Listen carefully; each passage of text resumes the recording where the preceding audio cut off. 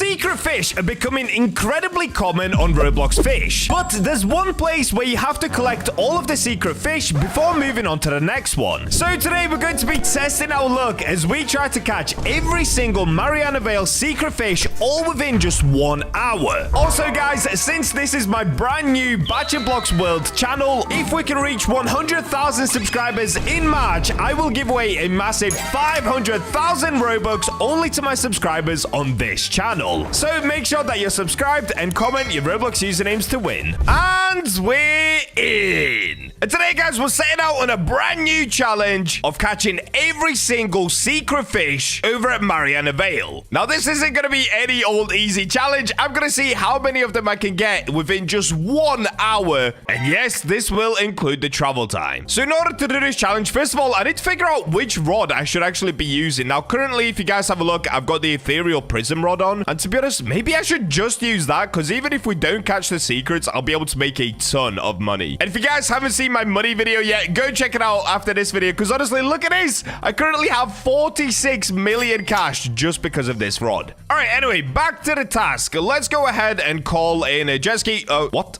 Shipwright? How did you do that? You already got one ready. And let's make our way over towards the Mariana Vale entrance, where we're going to begin the 1 hour timer and start the challenge. All right, here we go. Nice and short journey. So now we just need our submarine. Oh, let me get equipped with the glimmerfin suit as well, because we're going to be needing it later. All right, here we go. Let's start the timer and let's start the challenge. 3, 2, 1, go. All right, so first things first, we've got to travel our way down to the first area, which of course is going to be the level 1 lava area. Oh, dude, I am zooming through this. This is going so well. Oh, and that got stuck. Okay, I spoke way too soon. Now, I'm going to be honest with you guys. I've done this journey so many times now that I've kind of nailed it. I feel like I've gotten pretty good at using this submarine and also flying, especially from level 3 to level 4. I know that like the back of my hand. I've done it like 20 times already. So going down to level 1 is actually one of the easiest parts of this whole journey. There's barely any obstacles in the way. You're basically just going down and dodging a few things here and there. The only part that I will have to look out for is I don't want to go too far down, because it's really easy to just fully skip it. All right, as you can see, everything started turning red. So what you want to do is just go in here. Oh, look, there it is. Okay, I almost missed it. See, it's really easy to miss. I almost kept going further down. All right, there we go. So we're now entering the first bit, which of course is the lava area. All right, we're already like a minute and a bit into the challenge. Come on, Bacha, you got this. Climb the ladder. I think the hardest part of this challenge will literally be just traveling from one place to another. All right, so for this one, I'm sure you guys already know, but you've got to go up this cave system in order to get to the lava pool. That's where the first secret will be hidden, and that of course is the magma leviathan. So in order to make this journey as quick as possible, I'm gonna keep spamming glide, just because you can actually run a lot quicker if you glide everywhere.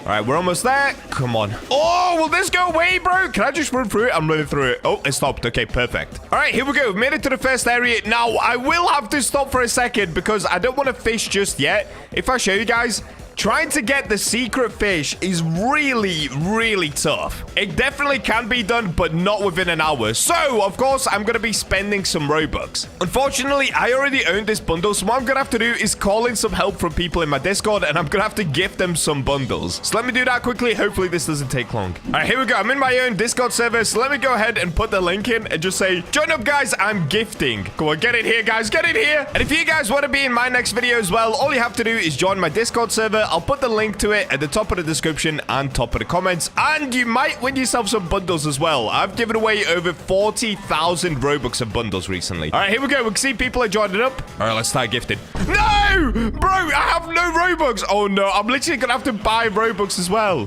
Oh no, this is gross. All right, come on, come on, come on. Now, some people said that 32x is actually the max server luck anyway, but honestly, every time I've had super high luck, I've actually ended up getting more secrets. So I'm just gonna test it anyway. Let's get up to like, I don't know how much this is going to be, like 200x server luck. I'm wasting so much time. Bro, we're over 6 minutes into the challenge already. This is tough. All right, thank you guys. Enjoy your bundles. What I'm going to do now, I feel bad about this. Don't worry, I'm going to unblock them later, but let's go ahead and speed block unlock everyone just to clear them out the server. I'm basically doing this just to prevent any lag, because sometimes when there's loads of people in one server, it lags as you're traveling from one place to another in Mariana Vale. So as you guys can see, I've currently got 192x server luck. And to be honest, I should be skipping any fish that's not a secret. I have no idea why I'm catching this one. We're now 7 minutes into the challenge. Okay, wait. One last thing. Let's get 8x server luck on. Is this completely pointless? Am I wasting Robux? Absolutely. All right, there we go. We're ready to get it. So hopefully this doesn't take long. As you guys can see, we've got 200x server luck. But unfortunately, I am about to be 8 minutes into the challenge, and this control bar is that big that I cannot even let a fish go. That's not good. Maybe I need a different rod? I'm just gonna skip anything that's not the secret. Come on. Please don't take long. Come on, bro. How can I not get it? What is going on right now? Should I be using a different rod? Am I getting cooked? Oh, I'm getting so cooked. Bro, we are now almost 10 minutes into the challenge already, and I don't even have one secret fish yet. This is not going well. I mean, granted, a lot of the time was wasted just traveling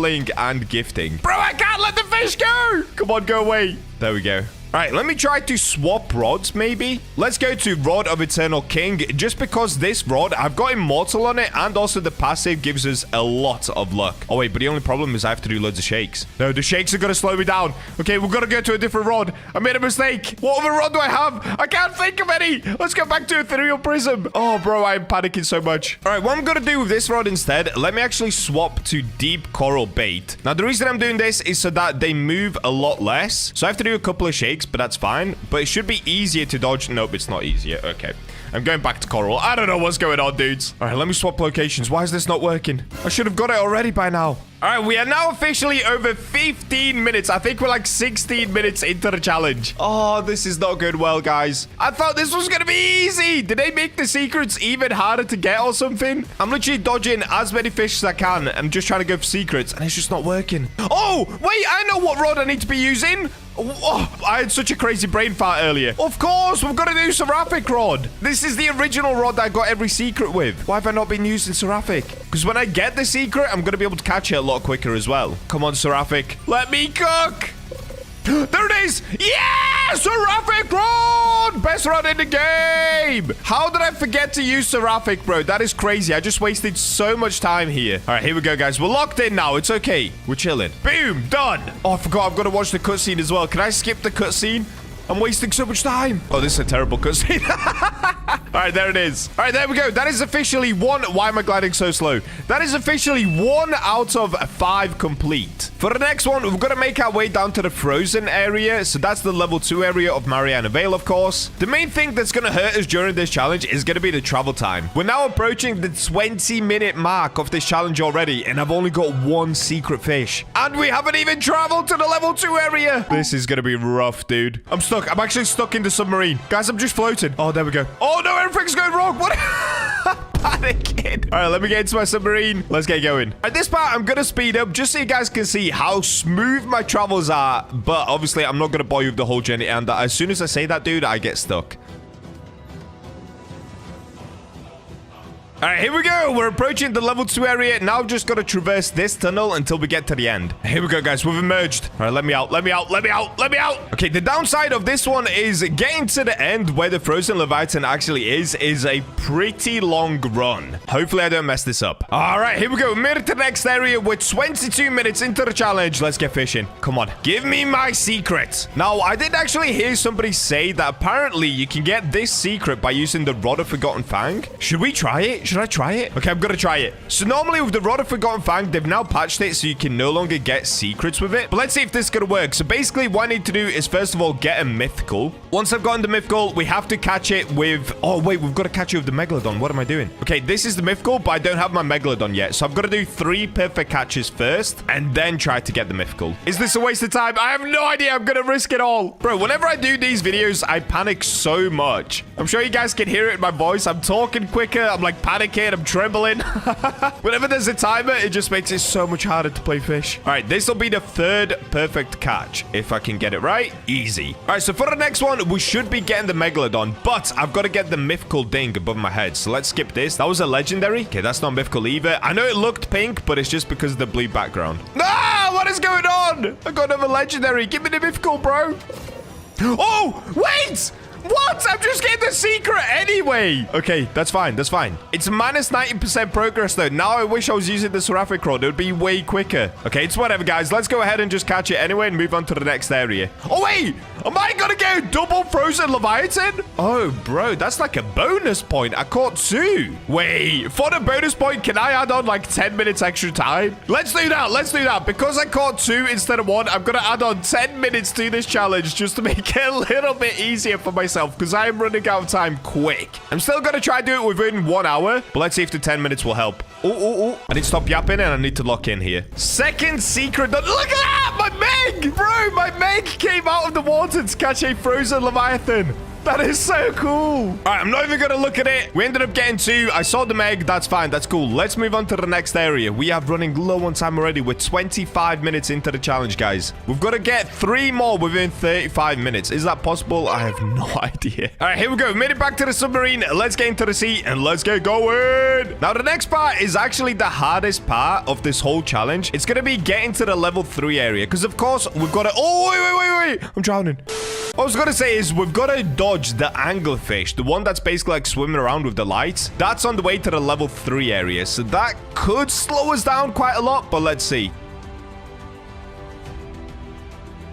All right, here we go. We've made it to the level 3 tunnel. So what we've got to do is, of course, make our way through this tunnel. By the way, if you ever see me smash against walls, it's because you can actually travel down quicker when you're going up against the wall. The only downside is that sometimes you do get stuck, so I've got to be very careful. All right, we've made it to the maze area. So what I've got to do here is go pretty slowly, otherwise it's going to reset me. All right, come on. Come on. Oh, yes. We made it in behind him. Oh, I'm panicking on this one. Oh, no. No. Yes! Oh, wow. Okay, I thought I was actually going to hit it. All right, we made it through really quickly, and we did it first try. This is going really good, guys. Yes, okay. I'm finally surfacing. All right, come on. Let me out of the submarine. All right, here we go. We've made it to the level 3 area. Now, luckily for us, this one is only a short walk, which saves us a lot of time. And I will be swapping back to the seraphic rod just so I can catch the legendary quicker. Okay, it looks like we're getting the big old anglerfish right here. I'm going to catch it, but for others, I'm going to try to skip it if possible. Sometimes skipping with the seraphic rod takes a lot longer than just catching it. Okay, we've got another giant sea devil. I'm going to try to skip this one. Oh, no. See, that's the problem, guys. Try to skip it can sometimes take longer. Might as well just try to catch it. Come on. Let me cook. Oh, I'm getting it. Okay, lock in. Oh, I lost a lot of progress speed there. No. Okay, there we go. Oh, dude, we're like 36 minutes into the challenge. Or not even that. We're like 35 minutes in. All right, come on. This is actually good pace. There it is. All right, move on. Let's go. So getting to the next area, my best time is somewhere around 6.5 minutes. I've got this journey nailed, guys. I'll be honest with you. Going from level 3 to level 4, I've got it fully nailed. Oh, and I'm stuck in the submarine again. Bro, why does it keep doing this? All right, check this out, guys. I've done this journey like 10, 20 times already. So this one is my fastest one. Let's do it.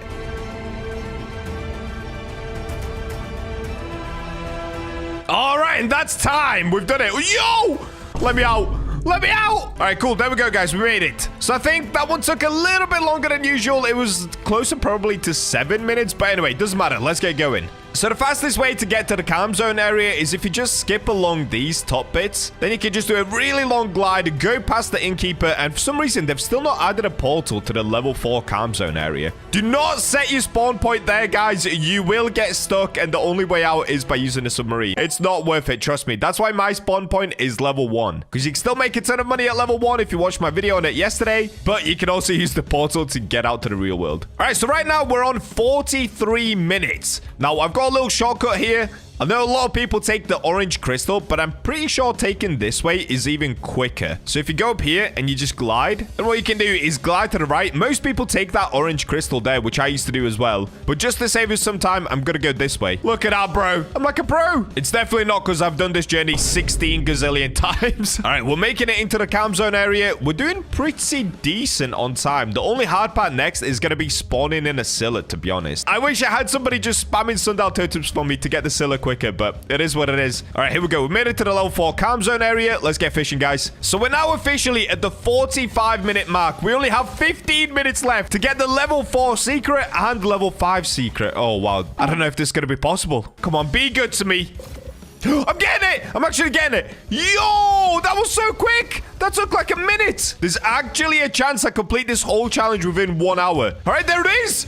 Wow! That took 1 minute. So far, the hardest part has been getting the magma leviathan. And that's probably because I wasn't using the seraphic rod like an idiot. All right, there we go. Let's go up here and let's do a long glide. Oh, we're doing it, guys. We're actually doing it. Okay, I have 14 minutes left, or like 13 and a bit minutes left. Come on. So the next challenge is actually spawning the Scylla in. And to do this, I'm of course going to have to use a bunch of sundial totems. Okay, there we go. I've used one. Now I'm going to go to my favorite Scylla fishing spot, which is actually down here, because you can get her a lot quicker. Basically, if I stayed up there, the amount of time it takes to throw out your fishing rod and it hits the water is just a waste of time. If you fish right here, you can fish directly into the shallow area. All right, so this is going to be the real RNG test. Am I going to be able to spawn the Scylla in time? I have 12 and a bit minutes left just to spawn it in. Oh, this is hard. This is hard.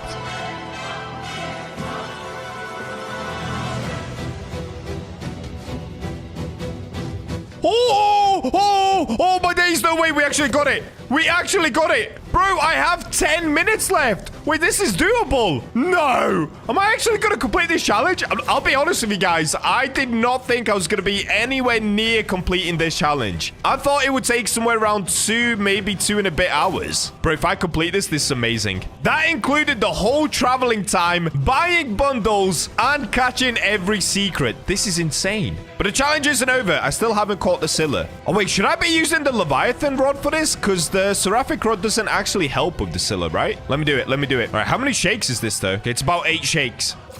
I'm getting it! I'm getting it! Guys, I'm doing it! Now I'm just gonna lock in, make sure I don't lose the Scylla. Okay, the Scylla's actually chilling. So I'm pretty sure the reason I went for the Leviathan rod is I'm pretty sure it gives you an extra 50 resilience on the Scylla. Now, I've got 50 resilience on the Leviathan rod as well, and I'm using deep coral. So my current resilience with this Scylla is 150 resilience. That's why it's basically stuck in the corner, and that's why I went for this rod. Genius move! Okay, it left the corner finally. That's fine. That's fine. We're chilling. Oh, no. It still did that thing where it shortened my control bar and it made me lose progress. So I'm pretty sure that's like the Scylla's passive ability. It's supposed to ruin your progress, but man, is it annoying. Okay, there we go. I got my control bar back. All right, come on. I've still got 5 and a bit minutes left, dude. I think we're actually going to do it. As long as I somehow don't mess up like crazy right now, we're going to be able to complete the challenge. Yes!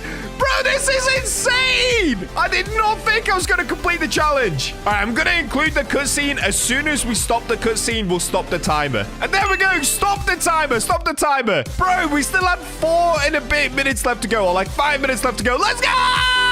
That is insane. I just caught every secret at Mariana Vale in only 55 minutes, bro. All right, let me have a look at the Scylla I just caught. What did I get? Oh, a 452 kilogram Scylla. Yeah, that's not bad, dude. Is that my biggest one ever? Oh, it is. That's my biggest one ever. Let's go! All right, well, there you go, guys. That is all of the secrets at Mariana Vale caught within 1 hour. And we still had some time left to go. Surely there's no way. Surely there's no way.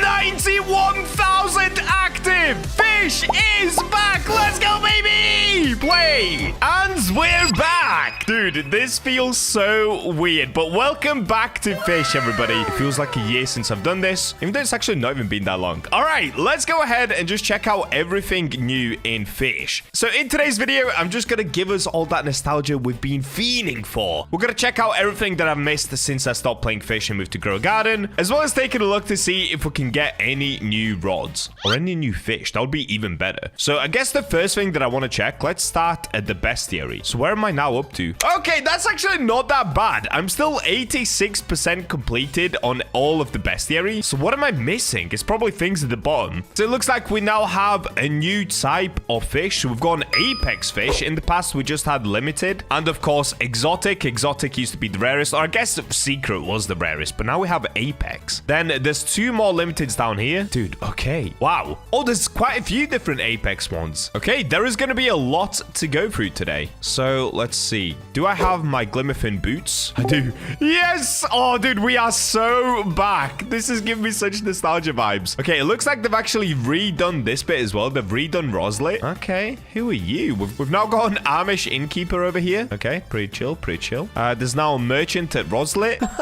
This is so weird. Well, before we leave Rosley, I actually want to see, is the volcano still the same? So let's first go to the top of the volcano. Oh, Fish, you've got a little bug here, guys. There is a floating plant. Let's check out the volcano. Is it still looking the same? It still looks the same to me. Oh, wait, there is now Red here. Okay, so Red is one of the devs. All right, the volcano is pretty much exactly the same. Nothing has changed up here. Okay, so Rosley is the same. It looks like this bit over here is a little bit different, though. Oh, no, it isn't. Okay, that all still looks kind of this. Actually, it looks a little bit different. Anyway, let's go ahead and explore all the islands and let's get fishing. So, in order to do that, we're of course gonna have to get ourselves the BachaMobile. Let's plop down here, and here he is, the man, the myth, the legend. Shipwright! Spawn in the BachaMobile, please, sire. Here it is, Celestial Cruiser. Excellent choice, sir. It's a pleasure to have you back on the seas.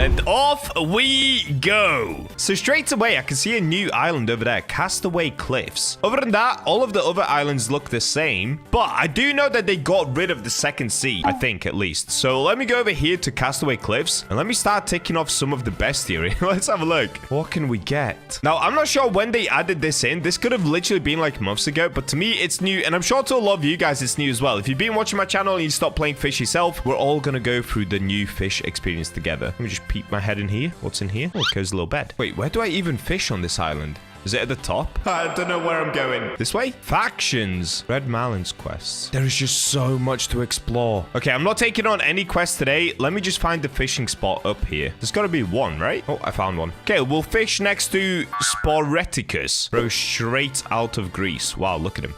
All right, first things first, let's go into the equipment bag and let's find the rod that we can use for this. So I do still have the astral hook rod, which is the one that you got at max level. I think the max level now is back down to 1,000 because it's capped on here at 1,000. And I'm still the richest player in the game. I'll just let you guys know right now. I'm still uber duper rich. Tacos are falling. Start fishing anywhere. I almost forgot it's Tuesday. Wait, what? Taco Tuesday in Fish? That's hilarious. All right, let's use this rod and let's see what we're going to get. Ooh, this rod sounds sick, dude. Oh, wait, I actually forgot just how overpowered this rod is. Yeah, I completely forgot. This rod is so broken. Wait, what is happening? Oh, that's part of the rod, right? Hidden pipefish. Okay, so let me take a look at the bestiary. Where I'm fishing right now is Castaway Cliffs. Wait, what? When I click Castaway Cliffs, it's showing me like Magma Leviathan, all that stuff. Oh, is it all of the fish you could get in the past and now here? Surely not, right? Have they put all of the second sea fish right here? There's no way. Okay, I'm just getting tacos. Wait, am I getting it?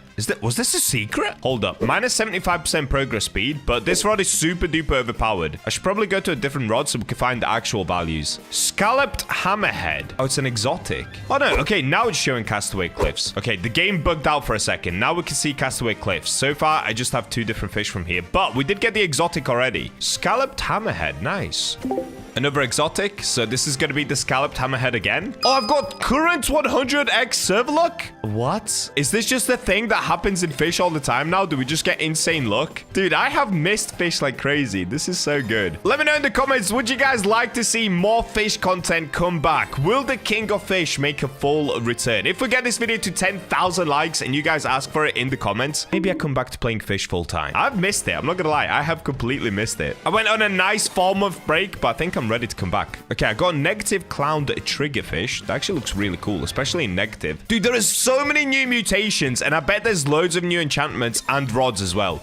There is so much we can do. This is exciting. This is like starting Fish all over again. Nova Cobalt Angelfish. Oh, okay, wait. I've got the special circle. Now, I do wonder, is this rod that I'm now using, is it limited? Like, is it fully gone? Let me know in the comments. Is the astral hook rod completely gone now? Astral scalloped hammerhead. Oh, wow, that is cool. Is that world's first? Surely not, right? Here I am trying to claim world's first once again. There is no way that's a world first. Or is it? Wait, should I go in the wiki? I'm gonna go in the wiki. Oh, we've got 100x server luck once again, and it looks like in Fish, we're now getting what we got in Grow a Garden, where Nate is essentially talking to us and letting us know about the updates. Get the Gargantuan Taco. Gargantuan Taco? How on earth do you get that? Is that a new mutation? Oh, speaking of Gargantuan, okay, in that case, hold up. What's the rod called? No, I forgot the name of the rod. It wasn't Hercules, was it? No. What was the name of the rod? Was it Zeus rod? No, it's not Zeus. Oh, what's the name? Poseidon. That's it. Yes. I knew it was one of these. Okay, Poseidon rod. Let me see if I can get really giant things. We need the ghost dude to come up. We need to get the king's blessing. Oh, that looks big. Oh, wait, but that's a different fish, right? Okay, it's a different fish. So it's a minus 80% progress speed. That's what it should be for the scalloped hammerhead. Yep, there it is. Oh, I got it big. Wow, that is pretty big. Big warty frogfish. Is that real fish? So far, I haven't gotten King's Blessing once. I think it's meant to be a 10% chance if I remember correctly, so I should have had it at least once. I'm gonna skip every fish until I get it. I need to see it. I used to be the king of gigantic fish, so the BachaBlox should kick in any second, and I should be able to get one once again. Okay, I'm starting to get a little bit confused. I've caught probably around 20 or 30 fish, and I still don't have it. Is it in the game anymore? It should be. Oh, we're getting it. It still think it exists. Here we go. Just as excited as ever. Yes! Giant King's Blessing flame-kissed hawkfish. What a beauty. Dude, that was still so excited. I actually miss fish so much. Okay, let's have a look. Do I now have everything in the bestiary? Oh, I don't. I'm missing one thing. Okay, that's fine. You know what? It's kind of nice to leave it there. I don't want to 100% complete this area just yet because I've literally just hopped back on. I don't want to be that much of a sweat, you know? We'll leave that for another day. Let me hop back onto the BachaMobile. Let's explore a different area. It's nice to see the servers full once again, though. It was honestly kind of sad to just see bots and everybody leaving fish for a time. It's kind of cool that people have come back. Oh, look at that. We've got shooting stars. So that was a weather event that came in just as I quit fish. So I actually never really got to experience that. So we've got starfall, night, and winter at the moment. Look at this. Driving skills on point. Now, just by muscle memory, I have happened to come back to ancient Islay. I'm not gonna lie. I'm wondering, is there a Meg just sat here waiting for me? Probably not. There is honestly so much to explore, but I kind of need to read up on what's new because I don't want to just drive around aimlessly and try to find what's new. I need to do my research. So what we're gonna do, let me go ahead and actually catch the one fish I was probably the most known for catching, the megalodon. So this is actually the very last fish that I ended up catching just before I ended up leaving, and it was this one, the Umbra Ancient Megalodon. It's an absolute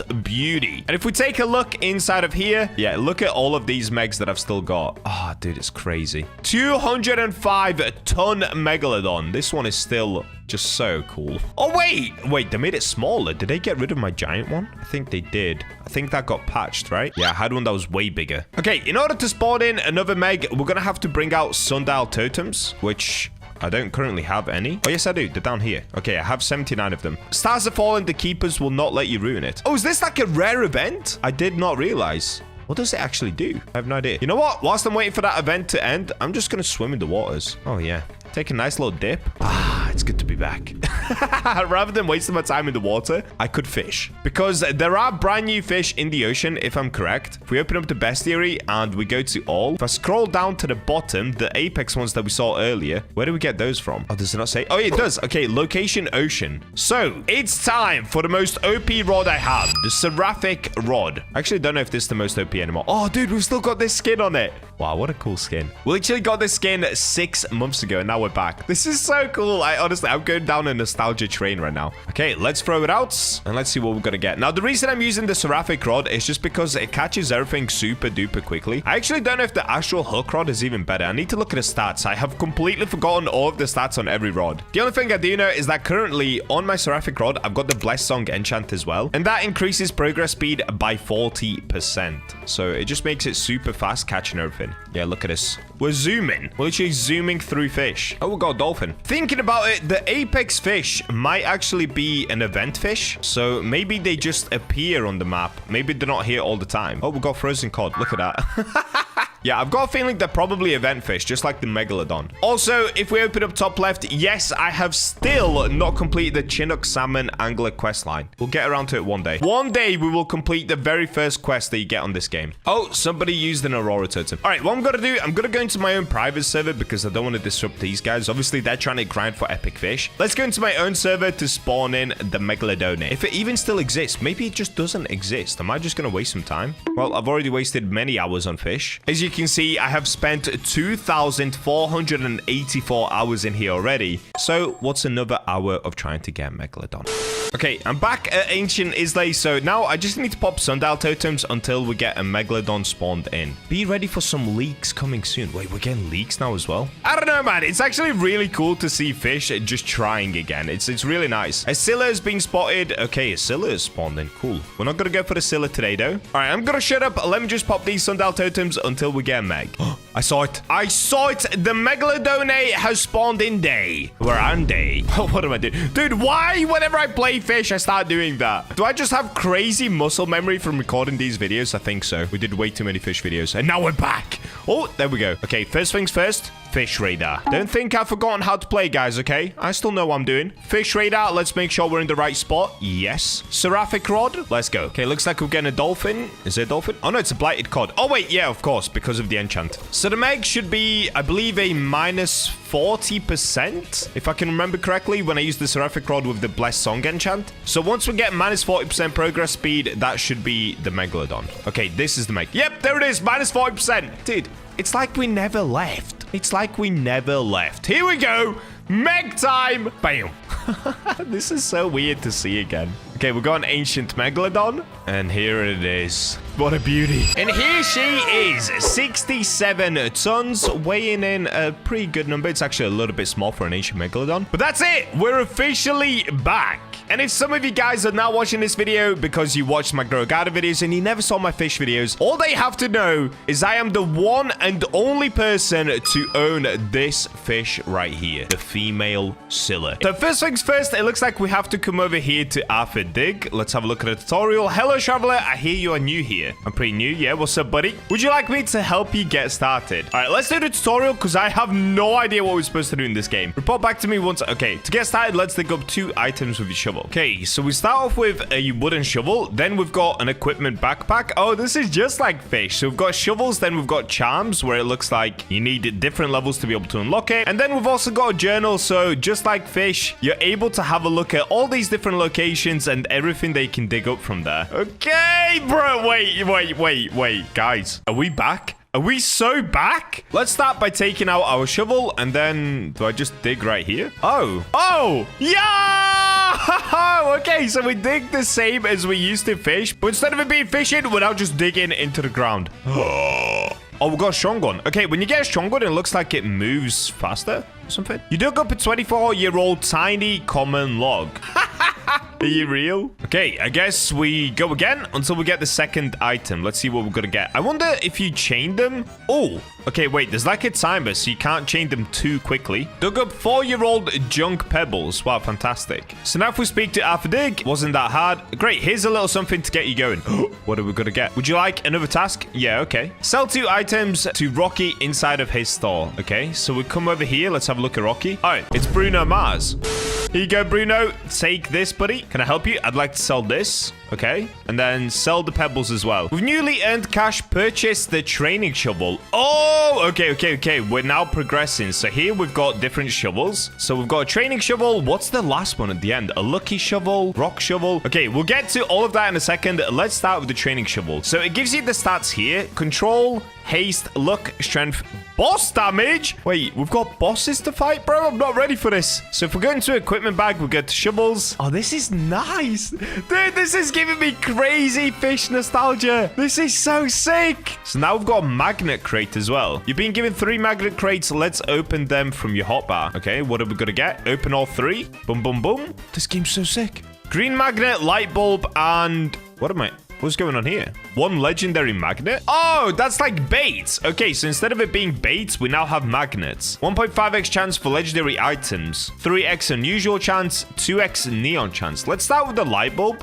Whoa, bro. This game is insane. All the VFX and stuff. Dare I say this game is cleaner than Fish. Dare I say it. Cool, right? Now go equip the training glove charm in your equipment bag. Okay, we'll go training glove. Charms are unique equipment that can give you lots of buffs and even special abilities. Okay, we've completed the tutorial. Good luck on your dig journey, Bacha. Thank you. You can always come talk to Arthur Dig. Okay, so let's just begin by digging. Oh, wait, it's so easy to click. The control is massive. Dude, everyone is asking, are you real? OG Fish is back, baby. Let's go. We're so back. Oh, 85-year-old common old coin. Okay, it's common, but we've got a coin. How much does that sell for? I'd like to sell this. Wait, where's my money? Oh, it's at the top. Okay, 300 cash is how much I'm up to. Inside of the shop, what game passes do we have? We've got Shovel Club, Sell Anywhere, Spawn Vehicle, Double XP, Appraiser Look. Okay, very similar to Fish. Here, we've got all of my stats. Again, very similar to Fish, but dare I say, it looks even cleaner. This game is so clean. And then we've got settings. Okay, cool.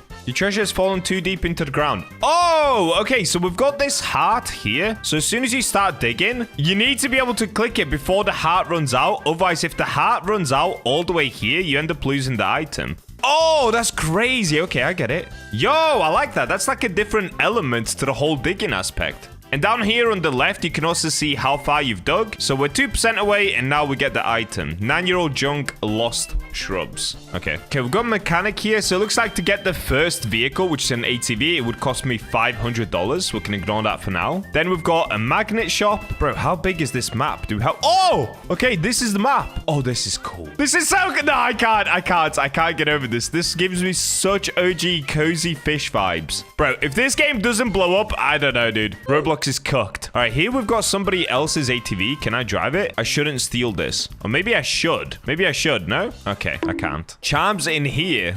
So if we come in here, we can now buy different charms as well. Controlled glove. Oh, dude, there is so much to learn about this game. It's always a little confusing when you start a new game, but I'm sure we'll get into it pretty quickly. For now, I feel like all that I want to do is dig a little bit and upgrade my shovel. And then we can go and explore other areas. I feel like other areas are probably going to be made up of different grounds. So I probably need a better shovel to be able to dig in different areas. That's how I imagine the game goes. I've actually not seen anything about the game or played the game yet. So real in-time first time experience right here. Gigantic junk cinder block. Okay, we've got gigantic. Doesn't look that big to me, but let's go sell everything. Let's see how much money we're gonna make. Sell all my items. Okay, we made $63. That's terrible, but it looks like we are able to buy the toy shovel now. Okay, we're slowly progressing. Let's get it. Was that worth it? I have no idea. We're gonna find out. So if we go into the bag, we get shovels, toy shovel. So this one, what are the stats compared to the other one? It has worse control. It has slightly better strength. The luck is also worse. The haste is a little bit better. So I imagine the haste is just what allows us to dig quicker. So it probably affects the bar on the left here. That's what I'm guessing anyway. And if you hit it right in the center, you can dig down more. So if we hit it on the edge,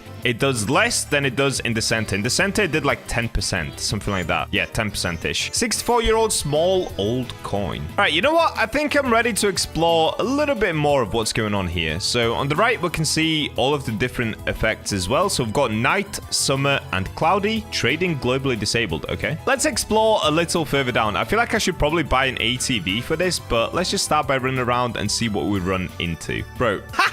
Someone's just driving a full-on car over there. Okay. All right, let's go over here. Looks like we've got a place called Basilisk. So I believe I started in Foxtown, and now I'm going to explore this little area towards the edge of the water. This is beautiful. Cinder shores. Sunken objects have washed ashore here for centuries. New location. Okay, can we dig into the sand? Will the shovel work? It looks like it does work. And we're still doing 10%. Ooh. Ooh, okay. 2-year-old transparent common plastic bucket. Funky find. Dig up modified item. Sweet. You have unlocked the abnormal title. Let's go! We're already progressing. Cool, cool, cool. Okay, let's try to speed dig again. Oh, so I feel like if you hit the center, you can keep digging super quick. Watch. You just gotta have crazy reaction time. 23-year-old big junk. Okay, unusual worm. I wonder if they've put any secrets into the game yet. Okay, here we've got a ferry that departs. Oh, does that go to Basilisk? Is that how you get there? Wait, if I zoom all the way out. Okay, it looks like this is the only island for now. Maybe they're gonna add more? I have no idea. Can we dig in the water? No, we can't. Can we fish in the water? No, those days are behind us, guys. You gotta let it go. It's now all about digging. Here we've got a mechanic. Oh, do your cars break down? Oh, no. Okay, we can still buy stuff from this mechanic as well. What's the rarest car? Wait, bro, wait.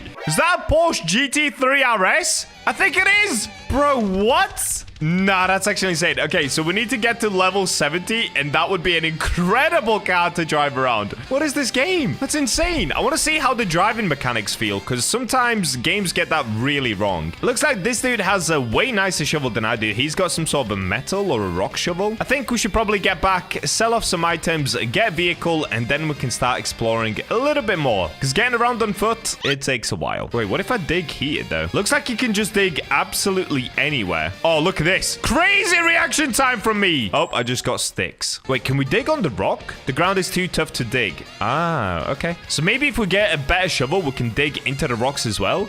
Can you, like, mine ores? Dude, I'm so excited to progress through the game. This is so fun. Who's the richest person in the server? Oh, dude, there's somebody with 826,000. That's crazy. Okay, let me sell what I've got here. Are we gonna make any money from my transparent plastic bucket? Let's have a look. I'd like to sell this. I made $27. Oh, dude, we've got a long way to go. I sold all my items for $154. Okay, let's try this. Let's go into my equipment bag and... Oh, wait, it wasn't charms. Or was it? Oh, it's here. Sorry. Let's try the magnets. Let's try the legendary magnet. I'm probably an idiot for using this right now without using a better shovel, but I just want to see what it's actually going to do. So we've got a legendary charm on right there. Let's see what this is going to do. Oh, okay. Used the last of your legendary magnet. We got a battery. All right. Oh, this guy's a Camaro. Let me in. Okay, take me somewhere, buddy. Yes! Dude, that's the richest guy in the server. He's almost a millionaire. Oh, he can't drive, though. No amount of money will help you be able to drive better. Okay, if we open up the map, at the moment, he's taking me somewhere. Here? No? Oh, he's just getting ready to speed up. Okay, a new day's begun. Rooftop woodlands. A thoroughly covered forest bears items buried deep down below the ground. Okay, right now, we're inside of rooftop woodlands. It looks like there's a lot of people over here. Let's try to dig here. Why is everybody here? 3-year-old gargantuan scarce rose. Dude, is that lucky or not? I have no idea. Let's keep digging. Wild berries. Oh, my heart is running out. No, I messed up. All of that for a stick? Dude. Wait, what? I got another gargantuan chunk clay. You shouldn't dig into a grave. Oh, my bad, dude. I actually didn't even mean to do that. I'm sorry. Oh, this guy just said get the rock shovel. Dude, do I have enough for the rock shovel? All right, these guys are saying that I'm supposed to get the ghost quest. So if I talk to... Wait, they call this Sam Colby. Like Sam and Colby? Oh, that's actually kind of funny, dude. Okay, let's talk to him. Are you okay? There was a ghost. Do you think you could catch it for me? Okay, I can catch it. I don't know how, but I'll catch it. Thanks, good luck. Okay, what? Am I supposed to shovel out a ghost? Okay, dig 3 ghosts. As you do. Wait, shouldn't I dig into the grave if I'm trying to dig out a ghost? Oh, am I digging out the ghost? I might be. Oh, no, I'm just getting a rose. Okay. Ooh, Titanic. Common wild berries. Cool. Honestly, I think I need to go get a better shovel because these guys are getting way better stuff than I am. All right, this dude is going to take me in his car. His car looks sick. Is everyone trying to get in?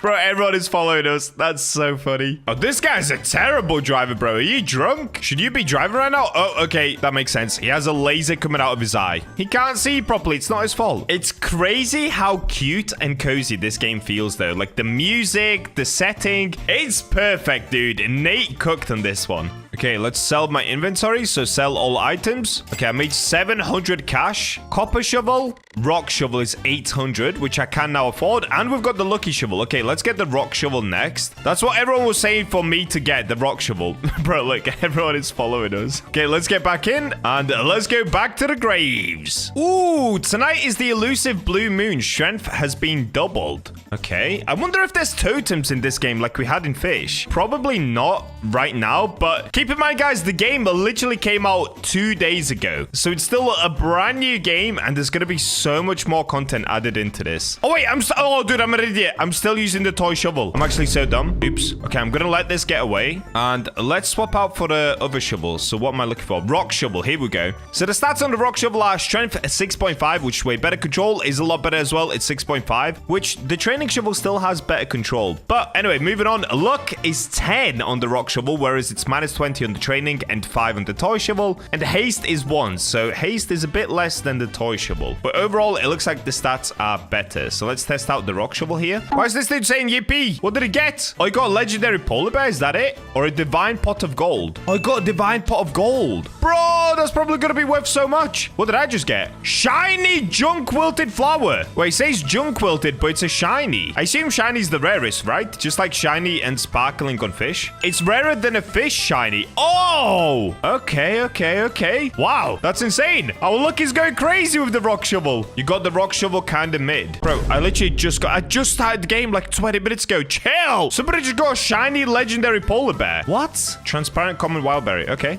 So we've been digging for a little while over here on this beach. All of us have been doing it for ages. But now these guys want to go take on a boss. I have no idea what this means, but I'm putting my trust into Goof. He's a level 23 and he thinks we can handle it. So let's give it a go. I'm going to buy a horn for 30k real quick. What is a horn, dude? A horn for the car? Beep, beep. Guess we're going to find out. If I show you guys inside of my backpack as well, we've gotten some pretty cool stuff. We have a quartz. What else did we get that was kind of rare? A rubber duck. And look at this. Wait, I can squish the rubber duck. Oh, nice, dude. Oh, wait, why am I walking super slowly? Am I way down? Am I carrying too many items? Gold shovel. Wait, what? In here? What is this place? Phantom horn? Okay, I have no idea what the horns are. Okay, this guy wants me to do a bounty. No, we're not going to do that. Wait, what is my boy digging for? Hello? Okay, nothing. Chat, I'm a spawn candlelight. What is bro doing? Hello? What? Boss event? What is going on? I am so lost. I literally just started the game about 35 minutes ago and now we're doing a boss battle. Okay. Oh, bro, look how slowly I'm moving. I'm way down like crazy by the items that I have. Okay, what are we supposed to do? Dig? Is that the boss? We just dig? Click here to jump or jump to exit. Okay. Oh, so we just dig and try to avoid the red markers. Oh, that's actually really easy. Am I still going to avoid them? Yep. Oh, I'm in them. Boom. Opa, I'm almost dead. I'm actually almost dead. Okay, I'm going to stand towards the edges because it seems like that's the last place that gets affected. Oh, I'm 1 HP again. I'm moving so slowly. Okay, I'm safe. Is it just me and 2 other guys left? Oh, no. Okay, there are still 5 of us left. That's not too bad. And we're officially 25,000 HP into this boss. Keep digging. Dude, imagine trying to solo this guy. It would take so long. I really wonder what the most OP shovels are in the game at the moment. I'm still just on the rock shovel, so I'm not doing a crazy amount of damage, but I assume these guys are doing a lot more than I am. Okay, I found a good spot. I can keep digging here.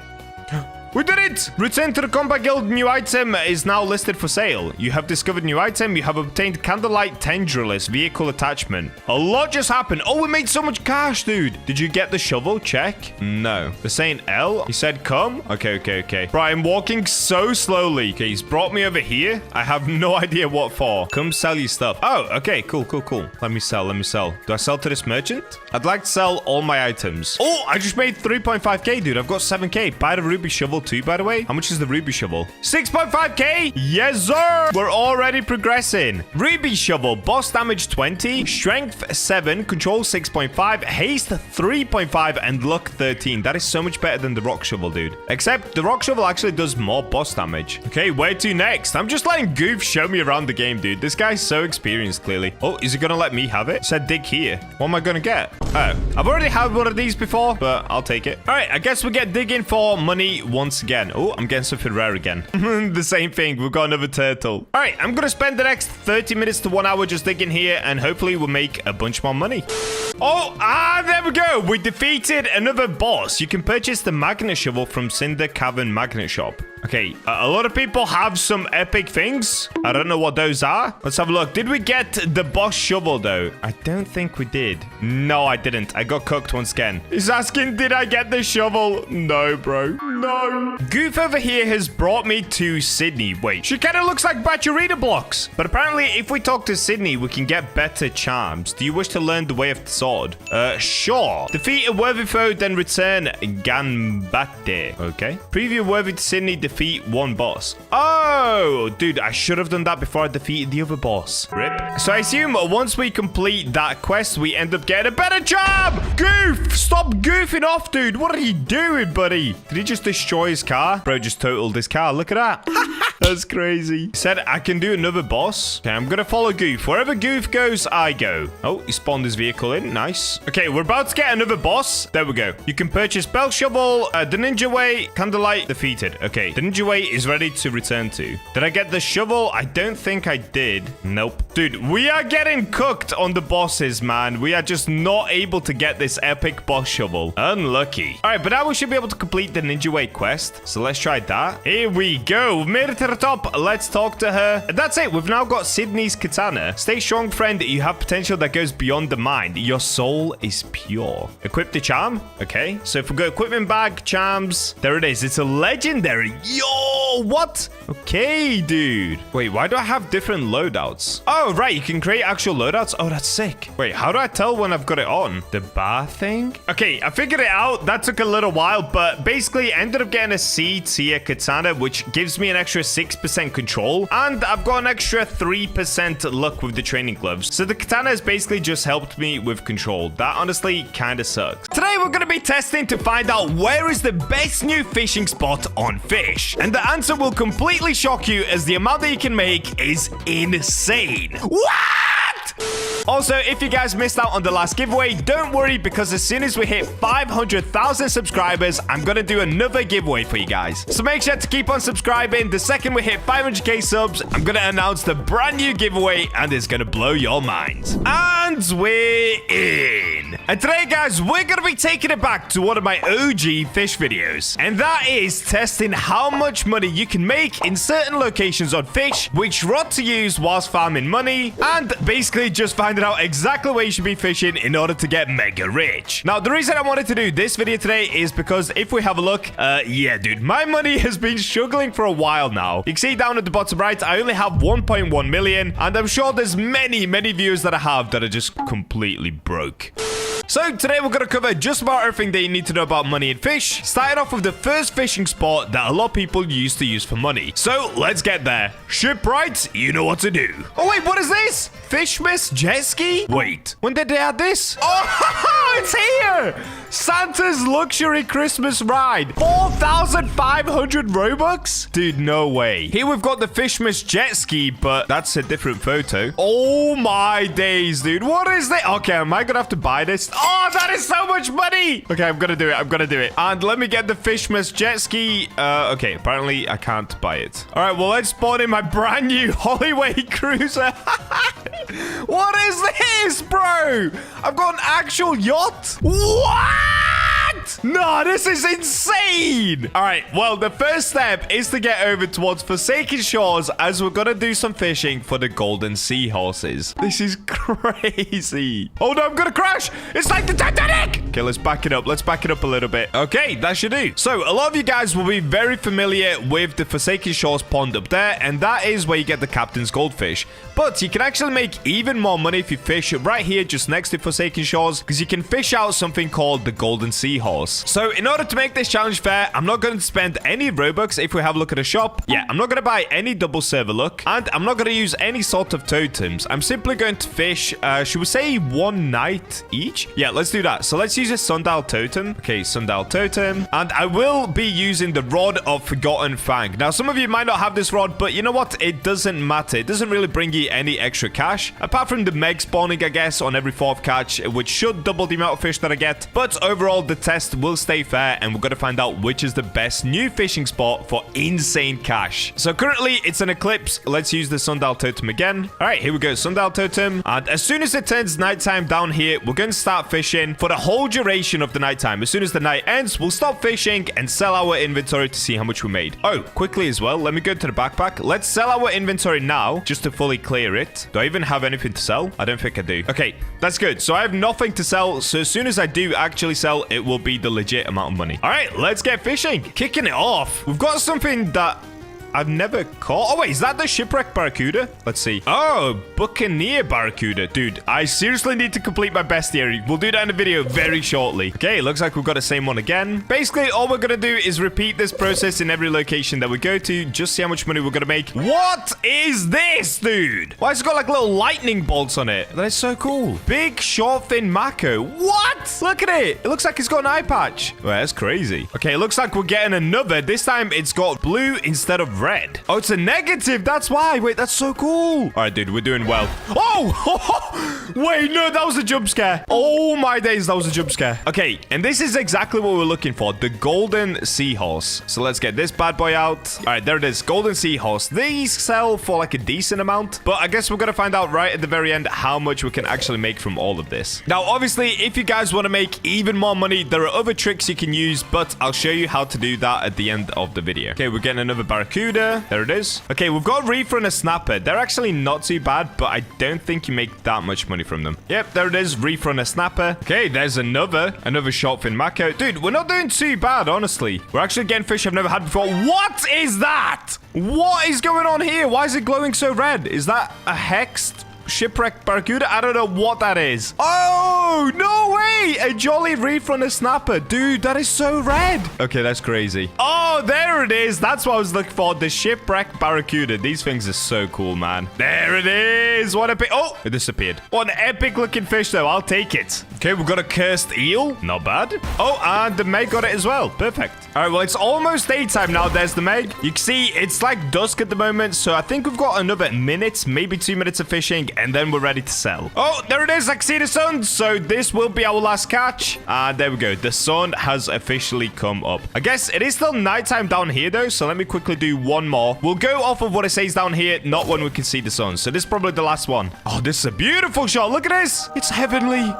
Oh, wait. It still says nighttime? Okay, I'll keep going until it doesn't say nighttime anymore. That's weird. And the reason that I'm doing this is because later, I'm not going to be able to see the sun, so we're going to have to fully judge it off of the icon. All right, there we go. Now it says daytime. So, how much did we earn from one full night of fishing? Well, if we open up the backpack and go sell inventory, okay, let's see. 14,905 cash. Ouch, dude. That is horrendous. So, there you go. If you guys were thinking of fishing at Forsaken Shores, don't. So, moving on, let's get back into my beautiful Jeff Bezos cruise and let's go to the next island. All right, so next up, editor epic music as we make our way over to ancient Islay.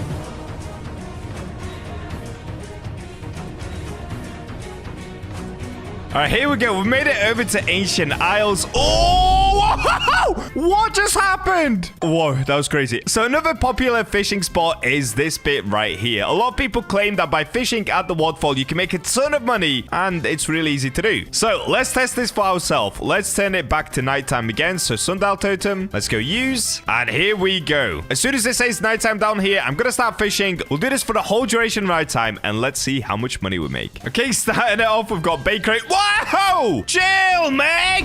He came through the rock to eat me there. What is going on? Okay, we've got a mullet. Wait, what is going on? Give me the good fish, please. Okay, there we go. Ask and you shall receive. We've got ourselves a legendary. Let's reel this bad boy in. Now, one of the bad parts about Ancient Isles is that, honestly, the progress speed kind of sucks here. So even if you get legendary mythics, they might sell for more, but it's actually a lot slower to fish here.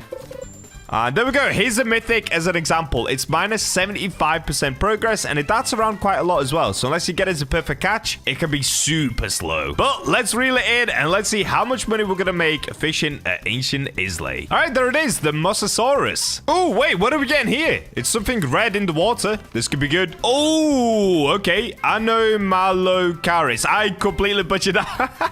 Oh. Wait, I've not had one of these in ages. We just got starfish. Okay. See, this is not what you want. This is why fishing at Ancient Isles can be kind of bad as well. Because you can get the Meg Fang and the Meg Spine, and they sell for nothing, dude. Oh, wait, let's go. We got Dark and Zifactinus. And my Meg's got one as well. Yeah. Oh, wait, that looks sick. We've got Negative Piranha. Look at that on the floor. Wait, I've actually never had a Negative Piranha. That's so cool. Okay, we've got another Zifactinus. Oh, no way. I think we're getting a festive colossal squid. Wait, that's actually so sick. Look at it. We need to get this out. But this is the other problem I was talking about, guys. It's minus 70% progress, and the colossal squids, they don't sell for a crazy amount. Oh, there it is, the festive colossal squid. And it's quite big as well, 1,100 kilograms. All right, let's keep it going. And straight after, I get negative Zifactinus, dude. Haha, we're getting kind of lucky here. Oh, and there we go. Okay, it is officially daytime again. So let's go ahead and check out how much money did we make from Ancient Isles. So if I go into the backpack, let's go sell inventory now. Hopefully it's more than the last one, which I believe was 14,000. Okay, there it is. 27,232 cash. So better than last time, but honestly, still not great. But there is a place that I've loved fishing for so long, and I've told you guys for ages to go there to make money, and that, of course, is the depths. So let's make our way over there and start fishing in the depths. In order to get to the depths, I'm sure you guys know how to already get there, but what you've got to do is find a strange whirlpool. So let's leave Ancient Isles, and let's see if we can find a strange whirlpool anywhere. Most of the time, they spawn near Moosewood, Rosalie Bay, or Terrapin Island. Oh, wait, okay. There wasn't one anywhere here, but it did just say a strange whirlpool has opened. So let me check towards Moosewood again, because most of the time, you should be able to find them around here. Apparently not.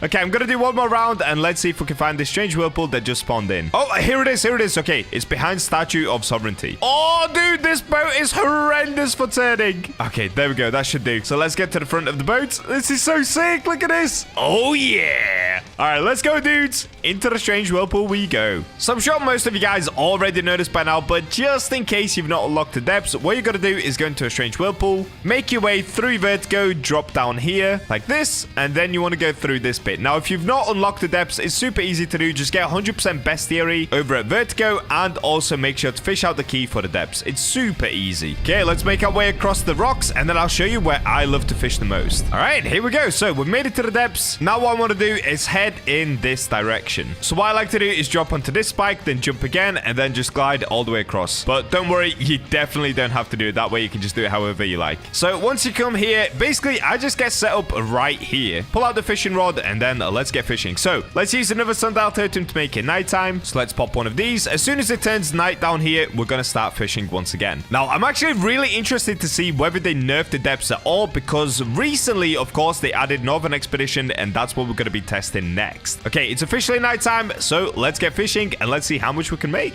Okay, straight away I got a jolly mutation. That's actually pretty sick. Jolly deep sea hatchet fish. Dude, look at it. That looks so cool. So another beautiful thing about the depths, or at least it used to be, like I said, I'm not sure if it's been nerfed, you actually do get a lot of mythics and legendaries being down here. Like this barrel eye fish, dude, they sell for so much money. I'm pretty sure that's actually the most expensive fish you can catch at the depths. And there we go. Straight after we get legendary. See what I mean, guys? That's why the depths is so good, dude. Basically, if you guys have ever seen me grind up in money really, really quickly, it's because I've been fishing at the depths. All right, well, I'm just going to hang out here and keep fishing until it's become daytime once again. We've got a luminescent minnow. Wow. All right, I'll catch up with you guys once we've managed to fully complete the nighttime over at the depths. Oh, wait, I'm catching a shiny. Wait, what is this? It's all green in the water. Oh, let's go. We've got a sparkling mutating shark. Wait, that's actually sick, dude. Nice. And there we go. A megalodon has apparently spawned in. We've got a mutation surge, but most importantly, it is now daytime, guys. So let's see how much we made from fishing in the depths for a full nighttime. So if we open up the backpack, all right, let's do it. Hopefully it's more than 27,000 from Ancient Isles. Okay, sell inventory, and there it is, 34,283 cash, and that is literally just from one nighttime. That's actually not bad at all. So we've officially tested 3 out of the 4 spots. Now for the very last one, guys, we're gonna make our way over to Northern Expedition, and the reason for this is pretty simple. The Northern Expedition has a place called Glacial Grotto, and in there supposedly you're able to make a ton of money. So I guess we'll be the judge of that. So let's make it back outside and let's go over to the Northern Expedition. All right, so first things first, let's spawn in a jet ski. And you know what, I'm going back to the BachaMobile, dude. Christmas is over. Give me the snowmobile. All right, here it is, the BachaMobile. So let's make our way over towards Northern Expedition. And you know what, guys, pay attention here, because I'm going to show you a really, really fast way of getting to the top of the mountain, and more importantly, of getting to Glacial Grotto, the best fishing spot at Northern Expedition. Okay, so if we go through the portal, so what you want to do is, instead of heading directly over towards Northern Expedition, the way that I go is just slightly to the left. So you want to come around this way, and once you get over towards the Northern Summit, you basically just want to climb this part of the mountain right here. Okay. Once we're here, literally do this, dude. You can go straight up this little mountain here. So you go up like this. Then you want to come around here and go up this side of the mountain. Then you want to go up this side and all the way to the top. Now, you will need an advanced glider for this, I'm pretty sure. But if you already have one, which I assume most of you do, then you'll be absolutely fine. So let's go ahead and put on our oxygen tank, just like this. Let's get our winter cloak on. Oh, wait. Oh, no, I'm running out of oxygen. Okay, let me reset. You should probably put your oxygen tanks on before you try and come up this way. It's like I was saying, you want to go up here, get to the very top, and then once you're up here, simply come onto the rock, or you don't even have to do that, and glide across here. Now, you see how much we skip? If you look down, look how much of the mountain we skipped already. You're supposed to start down there. Dude, we have already skipped about a third of the mountain, but we're not going to stop there. You then want to come around here and climb this tree, and once you get to the top of the tree, just glide to the other side, and then do the same thing again. Once you get to this tree, climb this tree, and glide across to here. Once you've made it onto this little iceberg, I know this is kind of confusing, but if you do it a few times, you'll get used to it. You can actually climb the corner of it like this. Look at that. And then once you've done that, you just want to go to this little iceberg, and this time, jump to the top. Now, once you get here, stop jumping and just simply hold W until your character goes up. Now, once you get stuck around here, you can then try to jump. This might take a couple of goes, but there you go. And look at this, dude. That's the bottom down there, all the way down there. We've made it all the way up here within, like, what, 30 seconds? Then you just want to make your way around here and up here. And that's it. That is literally it. Once you've made it here, this is the bridge that leads you down into Glacial Grotto. So you can go from all the way at the bottom to Glacial Grotto in, like, 30, maybe 40 seconds. All right, now that we're here, guys, we're going to do the exact same thing we did at all of the other fishing spots. Let's just start fishing, but actually before we do that, let's make it nighttime. Okay, as soon as it turns nighttime down here, we will start fishing. And perfect, the mutation surge has come to an end, so we're not actually cheating. We're going to keep it the exact same as it was before. Now, the reason this spot is so good is just like the depths, you're able to catch a lot of mythics and a lot of legendaries here. And the other thing is there aren't any exotics, so you're not going to be wasting any of your time trying to catch an exotic. We're simply here to try and make as much money as possible. Now, I've kind of gotten a bit unlucky. I got 2 fish barrels in a row, but let's see what we get on the next one.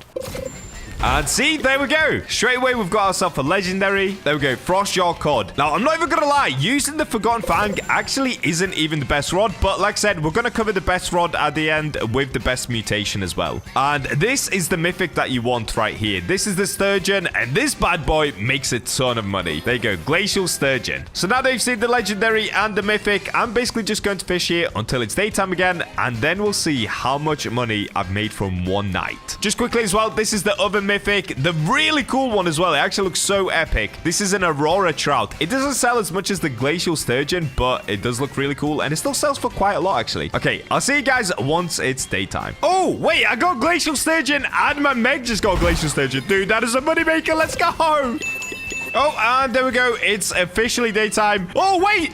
Here's my Meg, and another Meg spawned in. Wait, that's actually kind of crazy. All right, so it's been a full night of fishing here. So let's see how much we made. Oh, by the way, as well, if you have the advanced oxygen tank, it does last a full night. If you have a look, yeah, we still have some time left, so we're chilling. Okay, let's go sell inventory, and let's see how much we made. Is it going to be more than depths? I actually don't know. I've been told it is. What? 73,000? Dude, that is insane. Okay, that officially proves it. Fishing over a glacial grotto makes an insane amount of money, dude. And it's super easy as well. If you want to get out here, you can buy this conception conch. So let's get like 10 of these. And just as an example, if you use this and you have your spawn point at the top of the mountain, it will work like this. You come on over here, you can refill your tank, and you can even stand next to the fire. And there we go. Okay, we're fully healthy. And in order to get back down to Glacial Grotto, all you got to do is go behind this tent right here, guys. So you just want to go back here and start your glide. And if you have a look, just underneath me is exactly where the bridge is. So you want to just come down here and glide back in like this. And look at that, dude. Every single night, which is somewhere around 12.5 minutes, I believe, you can make 73,000 cash, dude. What? So now if you're wondering, wait, but what's the best rod to use if you're trying to make a ton of money? Well, in my opinion, I've not completely tested this yet, but I'm pretty sure this is correct. The rod that you want to be using, let me find it. Okay, this is it. Rod of Eternal King. Now, the reason for this is it has really good look.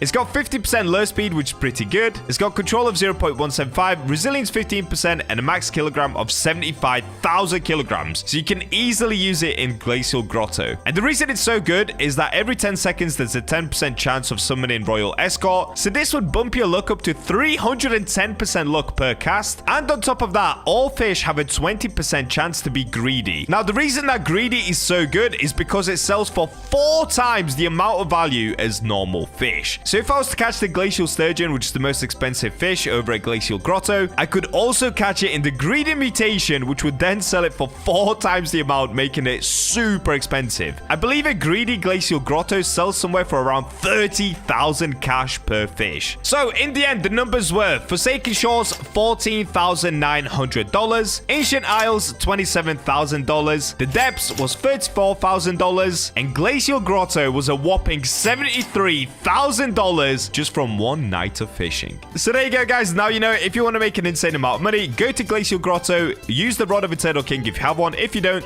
worry, just use anything else. And of course, you can make it even better by putting different enchants on the rod. Mutated is pretty good, especially if you're using Rod of Eternal King, because obviously it helps you catch greedy fish and other mutated fish. But you could also use the shiny and sparkling enchant or lure or anything that you want based on the rod that you're using. I hope that was helpful for you guys, and with that, I will catch you in the next video where we do something even more insane regarding money.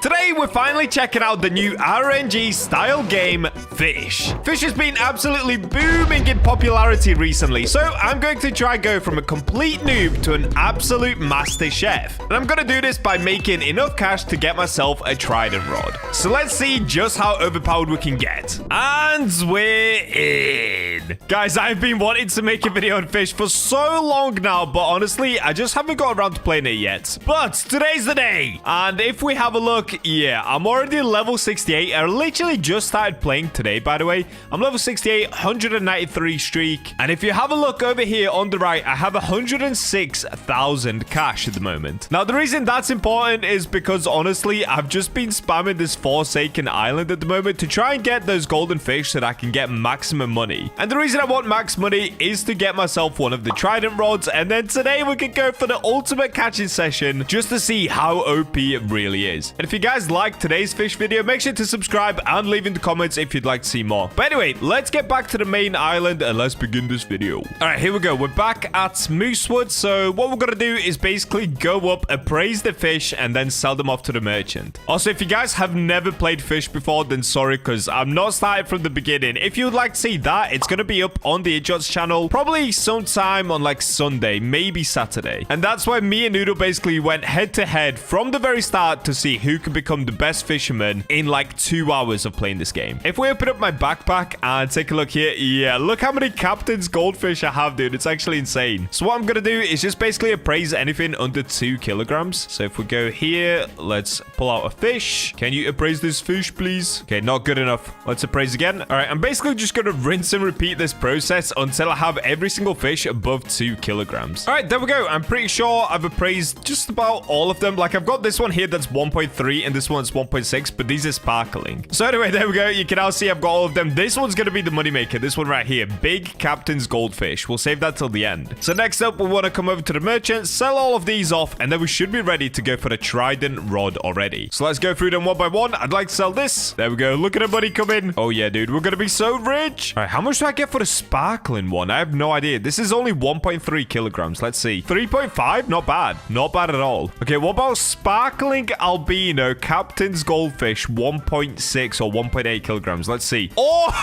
4.8. That's sick. Dude, look at all of the cash we're making right now. I'm going to be so rich. All right, here we go. We've got 2 left. So we've got Big Mosaic Captain's Goldfish, 2.7 kilograms. How much do I get for this one? Oh, almost 6K. Okay, and then Big Captain's Goldfish. This one should be around 6K as well. 6.2. And there we go. Okay. Dude, look at my money. 218,000. We are so rich. I've literally only been playing this game for like 3 hours, by the way, guys. So honestly, we're doing so well so far. But anyway, now it's time to go for the trident rod. And I'm not gonna lie, I literally just watched the YouTube tutorial on how to do this. So you're gonna have to bear with me because we're gonna try to do it without using the 5 relics. So what we're going to need is some diving gear. Let's purchase some of this. And next up after that, we also need some flippers, but I don't know where I can find these yet. Let me give it a quick Google.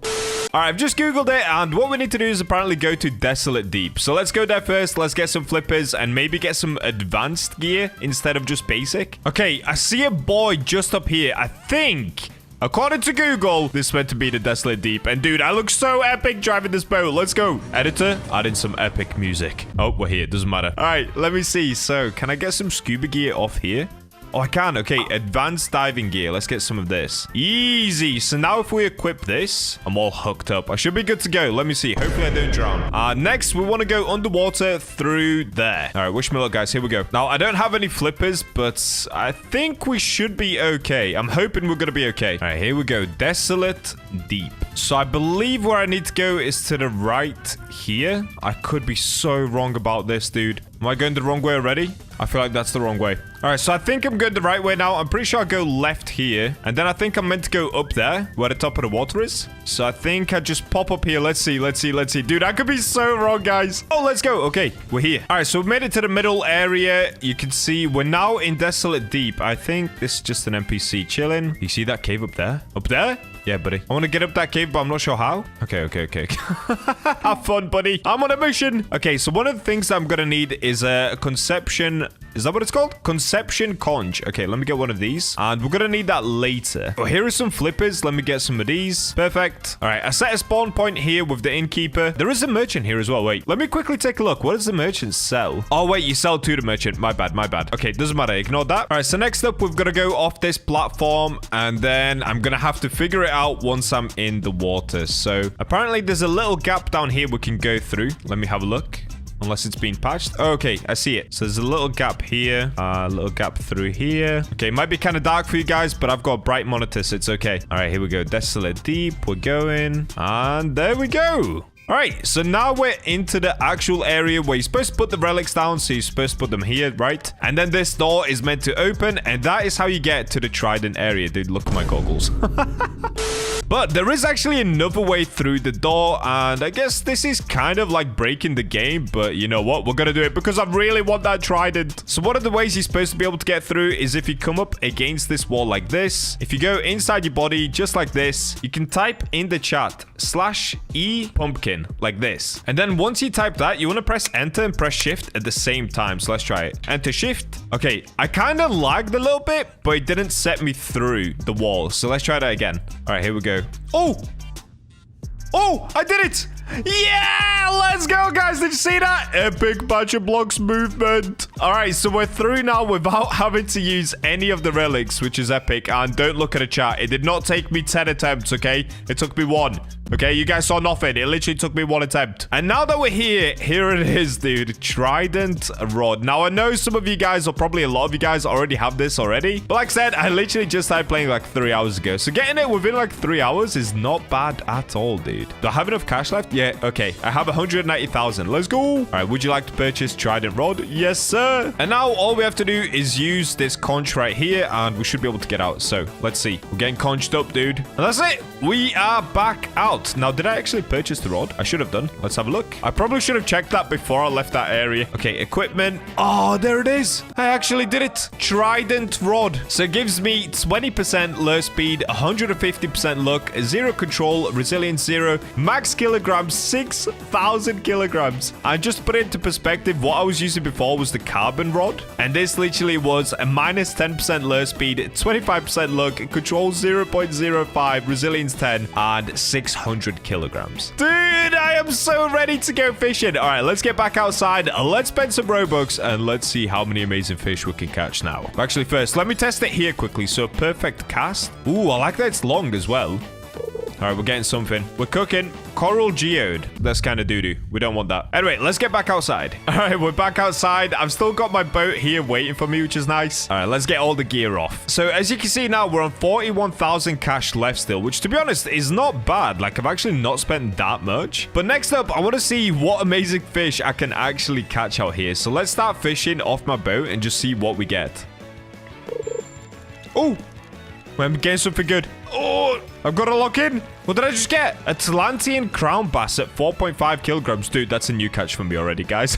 Yes, the trident rod is epic. All right, another perfect cast. Oh, We're getting something. Here we go. Atlantean mullet. All right, I want to get out of here. Enough Atlanteans. All right, I think the next thing that I'm actually going to put to the test is basically what I was doing just before I got the trident pod. So, I mean the trident rod, sorry. So what I'm going to do is go to the Forsaken Shores. I'm going to go to that little pond once again, and let me see how much easier it is to actually catch the captain fish. Because honestly, I was struggling so much to get those before. Like, I was barely getting them. It took me quite a while compared to what I could probably do with the trident rod. Also, if you guys have any suggestions of what you'd want me to do in the next fish video, let me know in the comments. Because like I said, I'm probably going to start no life in this game like crazy. Because Souls RNG is fun, but I need another RNG game which is a bit more fleshed out. And I feel like Fish is probably the perfect game for that. I mean, that's why so many people have been playing it like crazy. And now I get it. All right, we're at Forsaken Shores. Actually, I don't want to park here. Let me go a little bit to the left. Oops. All right, let's go around this way. I'll park up right here. Perfect. So I feel like the next thing that I want to get with my money is a jet ski because, yeah, that is just way too slow going around on one of those. Okay, trident rod in hand. Surely we start to cook now. This is where I see all of the other trident players go. Yeah, literally, look at this guy. Level 186, and he's just chilling here. All right, let's see. Perfect cast. Okay, common crate. That is not what I wanted. We got dinger. Here we go, boys. Boom! Just like that. Captain's golden fish. Dude, that was literally my second cast and we've already found one. The trident rod is OP. Not 2 in a row. I got another one already. What? A glossy captain fish, 2 kilograms. Dude, I'm gonna be so rich. Not... 3 in a row. What is going on? What? Atlantean Captain's goldfish? I've never even caught one of these before, guys. This is going insane. How am I getting 3 in a row right now? Am I gonna get 4th one? Imagine. Surely not. No. No, I'm not. All right, that's fine. That's fair. That is fair. All right, you know what I'm going to do? I'm going to double the server's luck. Let's do that. So let's spend 99 Robux here. And let me spend another 179. Let's go 4x luck here. And we've got that for 30 minutes now. All right, this is what we're going to do, guys. We're going to spam this for 30 whole minutes. And let's see how many of them we manage to catch.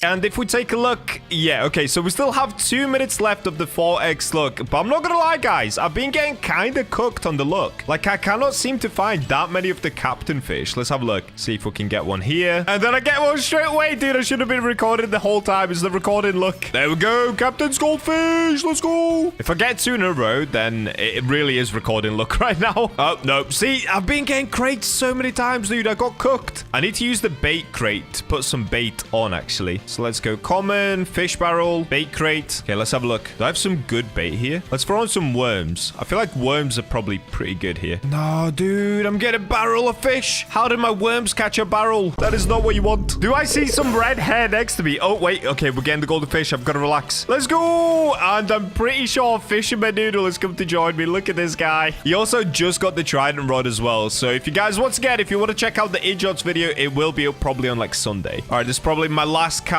before the 4x luck runs out, and then we could go check out how much money we've made with the trident rod. And that's it. We're all out of luck down there. So how much money did we actually make? That's the real question. Well, if we open up, and we could probably just sell everything. Let's do fish barrel. Let's sell the whole inventory. Okay, I made 9,000 just by selling the inventory. That's kind of crazy. What? If we have a look, wait, dude, I actually have loads of goldfish. What? I got way more than I thought I did. Okay, let's go sell all of these. Let's see how much money we make with that, and then we'll find out whether we've gone from noob to pro in just one quick episode of getting the trident rod. All right, here we go. We're back at Moosewood. So let's appraise these fish. Let's see how much money we can get for this. Dude, I hope we cooked. I honestly hope we cooked. Okay, here we go. Appraise fish. Oh, no, one of them got depressed by 0.5 kilograms. Okay, we got cooked. All right, we're changing all of these. One of them did just get depressed, though. Wait, which one is it? Oh, okay, it's going for 1 kilogram now. Okay, it's at 1.7. Let's go again. Oh, no, it's just getting depressed again. No, I'm getting so unlucky. Give me a big. Okay, there we go. 0.7 kilograms. That's what we were looking for. Now I've got this one. Do I even change these? This is an albino, but it's 1 kilogram. Okay, let's change that. So it was appraised by 0.7. That should do. All right, there we go. All of the fish have been appraised, I'm pretty sure. So let's go trade these and let's see how much we get. So we're currently on 45,000 cash. You can see it down there at the bottom right. All right, here we go, guys. Did we cook? Yes or no? Let's start with the one that we caught straight away. So the Atlantean crown bass. How much did we get for this? 2,700 is not bad, dude. Okay, glossy captain's fish. 4,700. Okay, Atlantean captain's goldfish. How much do we get for that?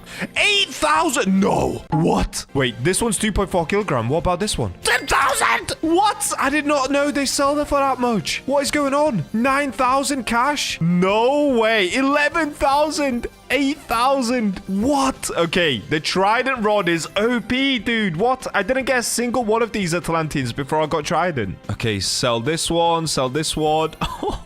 Sell that. Let's sell these down here in the inventory. 3,000, 3,000. The last one is, of course, Atlantean Captain's Goldfish. 2.3 kilograms. Is this going to be like 9,000? $10,212. Wow, dude. All right, and there we go. I think that pretty much proves it. I feel like I kind of have gone from noob to pro. I mean, I did start on level, what was it, 70 already or 50? So I was already kind of ahead, but the trident rod is so OP, dude. I feel like in the next video, what I'm going to have to do is grind for the no life rod, and in order to get that, I need to be level 500. But look at my money. I'm on 150,000 cash already. Wait, does that mean I can buy the jet ski? Oh, wait, the jet ski is only 50,000. Oh, dude, that is an easy buy. Let's go. All right, well, there we go. If you guys want to see more fish, and if you want to see me go from the trident rod to the no life rod, which will take so long, make sure you do subscribe and let me know in the comments if you'd like to see more fish videos. And with that, I'll catch you guys in the next video. And we're in. All right, this is the last time that I'm going to be using the terrible mic, guys. It's my last day on vacation, but I wanted to bring you one more video because this one will sound kind of hilarious with this mic. That's right. Today, we are going to be going for the Umbra Megalodon.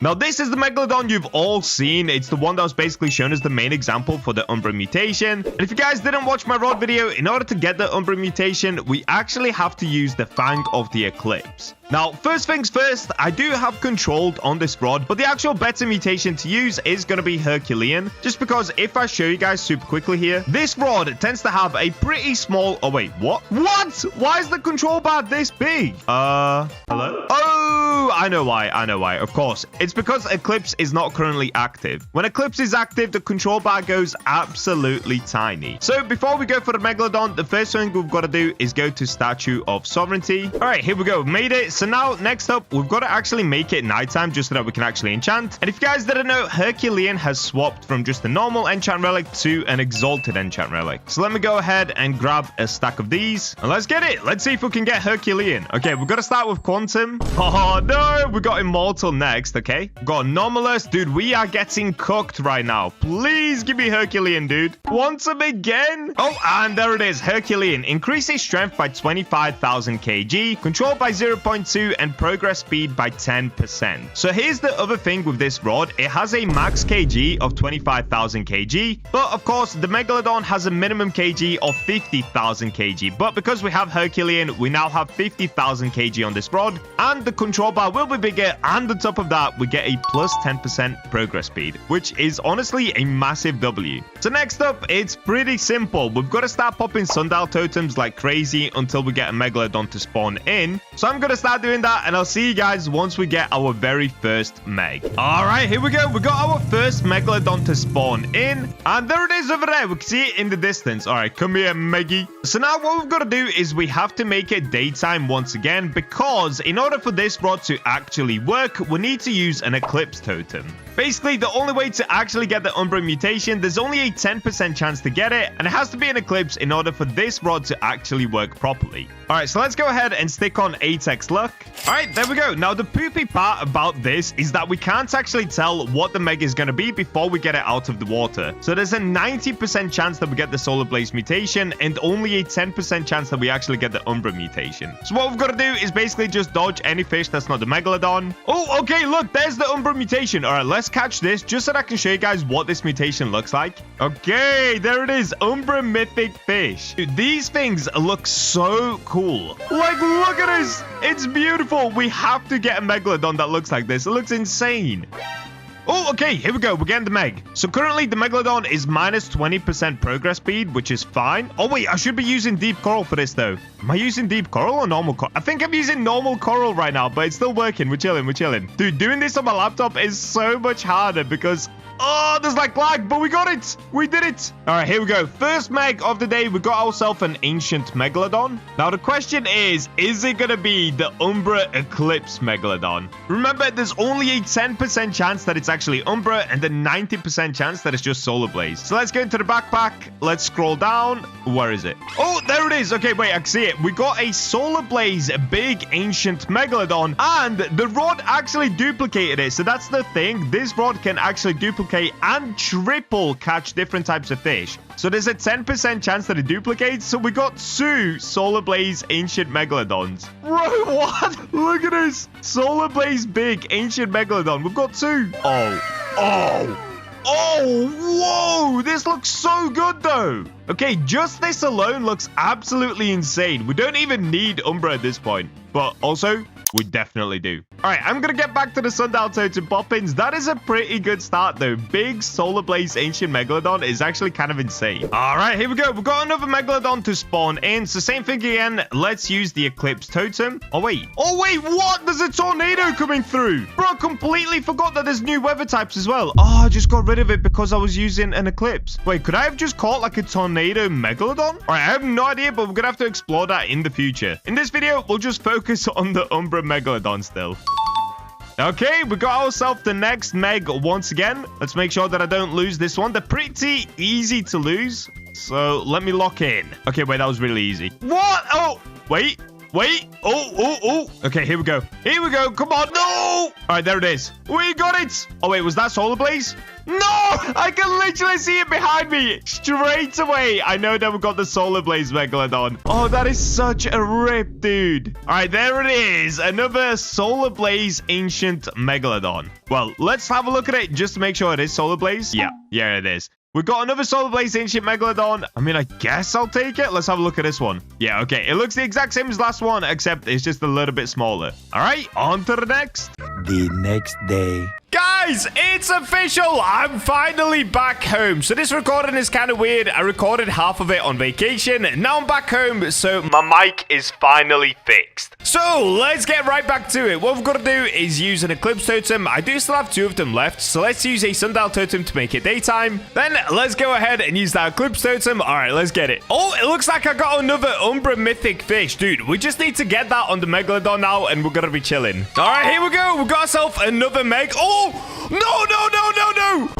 That was so stupid. I was that focused on the fact that I got Megalodon. I actually completely forgot to lock in. Oh, dude. Guys, all right. I've been traveling for like 22 hours. I've just come home and straight away I'm recording. So my brain, yeah, it's a little bit foggy right now. Okay, I got another. We've got another. Let's make sure I can actually get this one this time. Oh, this is hard. This is so hard, dude. Okay, I got it. I think I got it. Yeah, there we go. Another Megalodon down. And once again, it's going to be Solar Blaze because I've just seen it right there. All right, let's have a look. This one should once again just be a normal Solar Blaze. If I type it in, yeah, there it is. A Solar Blaze, a big ancient Megalodon. Oh, this one's huge. What? Oh, this one's so big, dude. Whoa, that looks so good. All right, on to the next. All right, I got another one really quickly there. So once again, it's currently daytime. Let's use that Eclipse Totem. Let's get it. Oh, okay, second cast. This could be the one. Oh, no. Oh, dude, this one is all over the place. Why was this easier when I was doing it on my poopy laptop than it is on my good computer? What is going on right now? Oh, what's happened to the weather? What is going on, dude? Everything's turned gray. What is happening? All right, come on. I'm so close to getting this Meg.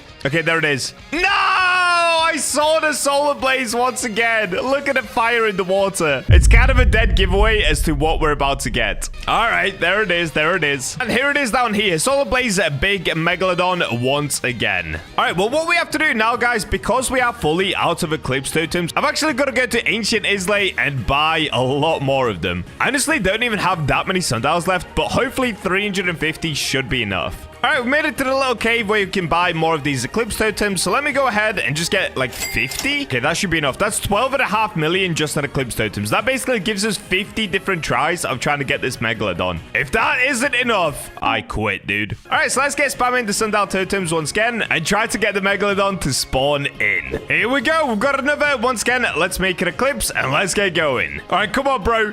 Please make this the one. Oh, if I can actually get it. Okay. Oh! Wait. Oh, no! I saw it in the background. Oh, yeah, dude. That is a lot of flames. Wait, is this going to be a giant, though? That was a lot of flames. All right, let's have a look. What do we actually have here? What did I just get? Oh, wait. We did get a giant. Solar Blaze Giant Megalodon. Oh, what? This looks insane. What? I can't even zoom out. Yo! What did we just get, dude? Solar Blaze Giant Megalodon. Nah, that is actually insane. Still not what we're after, though. It is still not an Umbra Megalodon. Okay, that was super weird. I literally used one Sundial Totem, and we got another Megalodon straight away. What is going on with my luck today? Okay, we've made an eclipse. Let's get going. Okay, we've got a Meg again. Let's go, let's go. Ooh.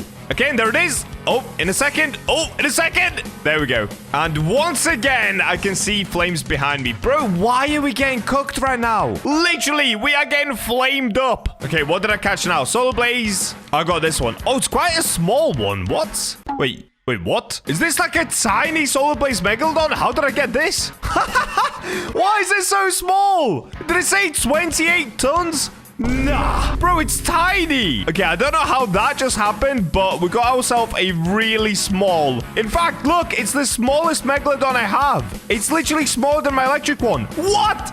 This is now officially the smallest Megalodon that I've ever caught. 28, and they're now called tons instead of kilograms. What? Bro, I'm so confused. Does the Eclipse Rod have a chance of making it tiny? I'm so confused how that just happened, but I'll take it. All right, we got another, and straight away on the first cast, I get the Megalodon. Well, so far, our luck has been pretty bad as far as getting the Umbra Megalodon, but our luck is insane in getting the Megs and also catching the Megs. Like, I am spawning them in, like, literally every 5 minutes at the moment. All right, here we go. Meg time in a second. There it is. Any flames? Oh, dude. Stop. Stop with the flames in the water, bro. There it is. We got another normal Solar Blaze Megalodon. I'm not even gonna waste you guys' time. Let's just move on to the next. All right, we got another. Let's get it. Oh, here we go. Here we go. We got another. Oh, this one's hard, bro. This one's so hard. Okay, here we go. All right, we got it. We got it. All right, there it is. We got it. So far. Oh, no, there's the flames. All right, we got another Solar Blaze. We get it. You know what? I'm not even going to waste you guys' time. On to the next. Here we go. We got another. Let's get it. Let's get it. Oh, dude, I think we're going to lose it. No! That one was all over the place. That was actually insanely hard to catch. Okay, we got it again. Let's go, let's go. Okay, this time I can't lose it, dude. I cannot lose 2 in a row. Okay, it's fine. I'm getting it. I'm getting it. We're so back. Let's go. Question is, are we going to get the 10% chance of getting the Umbra mutation? Okay, there it is. Wait, did we get it? Wait, we got it. Wait, I actually saw the Umbra mutation in the background. I actually saw it, dude. I actually saw it. And it's on an ancient Megalodon as well. Bro, wait, we've got to look at this. Okay, open a backpack. How do we actually refresh the bottom? Does anyone know? Do we go favorites, non-favorite? Oh, okay, here it is. Oh, there it is. Wait, what? It only weighs 31,000 kg, or also now known as 31 tons. What? Why did we get another tiny Megalodon? Is that my second smallest Meg? Wait, let's have a look. Megalodon, let's arrange them by weight. Dude, it's my 3rd smallest Meg ever caught. What is going on? Why are we catching so many tiny Megalodons? I just realized. Anyways, let's have a look at this. The Umbra Ancient Megalodon. Yo! Let's go! Bro, that looks so sick. No, that actually looks so good. All right, well, there we go, guys. We finally got the Umbra Ancient Megalodon. I'm officially home, so expect more videos every single day once again. Hope you guys enjoyed this video. Make sure to subscribe for more, and make sure to try and get this for yourself. It looks absolutely insane. And we're in. Yes, I'm still on the terrible mic. I am currently on vacation with my family, but of course, I'm still going to bring you all of the update news with the brand new update on Fisch. So, like I always do, let's go through all of the new rods that have come to Fisch. Let's unlock them and let me test them for you guys, just so that you don't have to waste your time and money going for rods that might not be that good.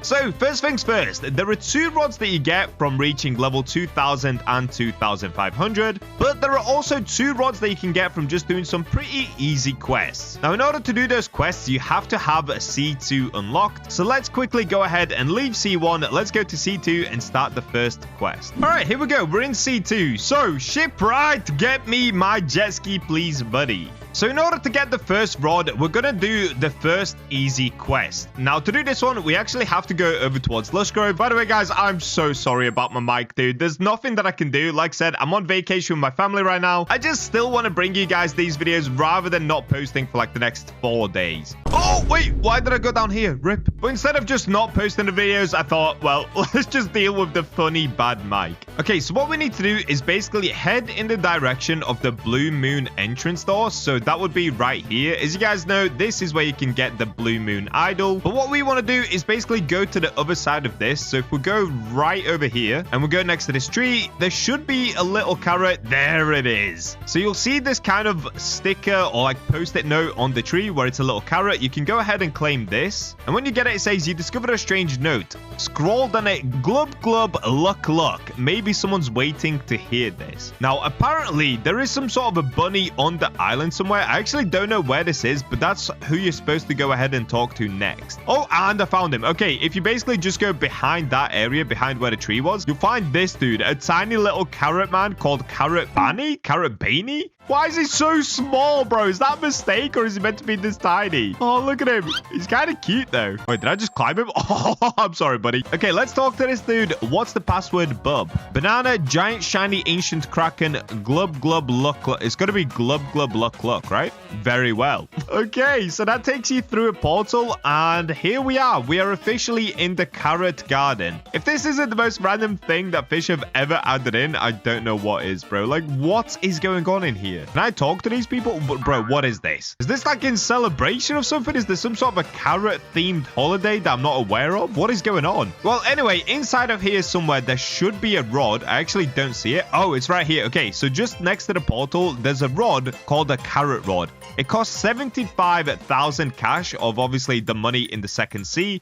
I've currently got 7 million, so let's go ahead and buy this one. And there we go. We've unlocked carrot rod. So let's make our way back outside. And I guess let's test this bad boy just over here at Lush Grove. So I'm not going to be doing an insane test on these. I'm just going to do it how I do it every time with you guys. I'm going to show you the rods, how much they cost, and whether they're actually worth getting or not. All right, so let's go into equipment bag. And if we go on carrot rod, now because this is a second sea rod, you don't have the minus 50% at second sea, and you should be able to use it in the first sea as well. So the stats are 85% lure speed, which is actually really good. Luck 125%, which is okay. Control 0.15, that's okay. Resilience 25%, which is pretty good. And max kg of 10,000 kg. Is that 10,000 or 100,000? It looks really tiny on my laptop. Okay, yeah, 10,000. So underneath it, it just says rich in nutrients. Oh my days. What is this, bro? No, what is this? Why is there just a carrot in Fish? What is going on? Why did they add this in? I have no idea. All right, what I'm going to do now is go ahead and put on coral bait. Wait, what is this? There's a different type of coral? Oh, that's coal. Dude, I'm so stupid. Guys, I think I might be going blind. All this text is so small on my laptop. I am so not used to recording like this. Okay, let's go ahead and throw this out. We should have instant lure. Yes, we do. Okay, the control bar is actually huge. That's insane.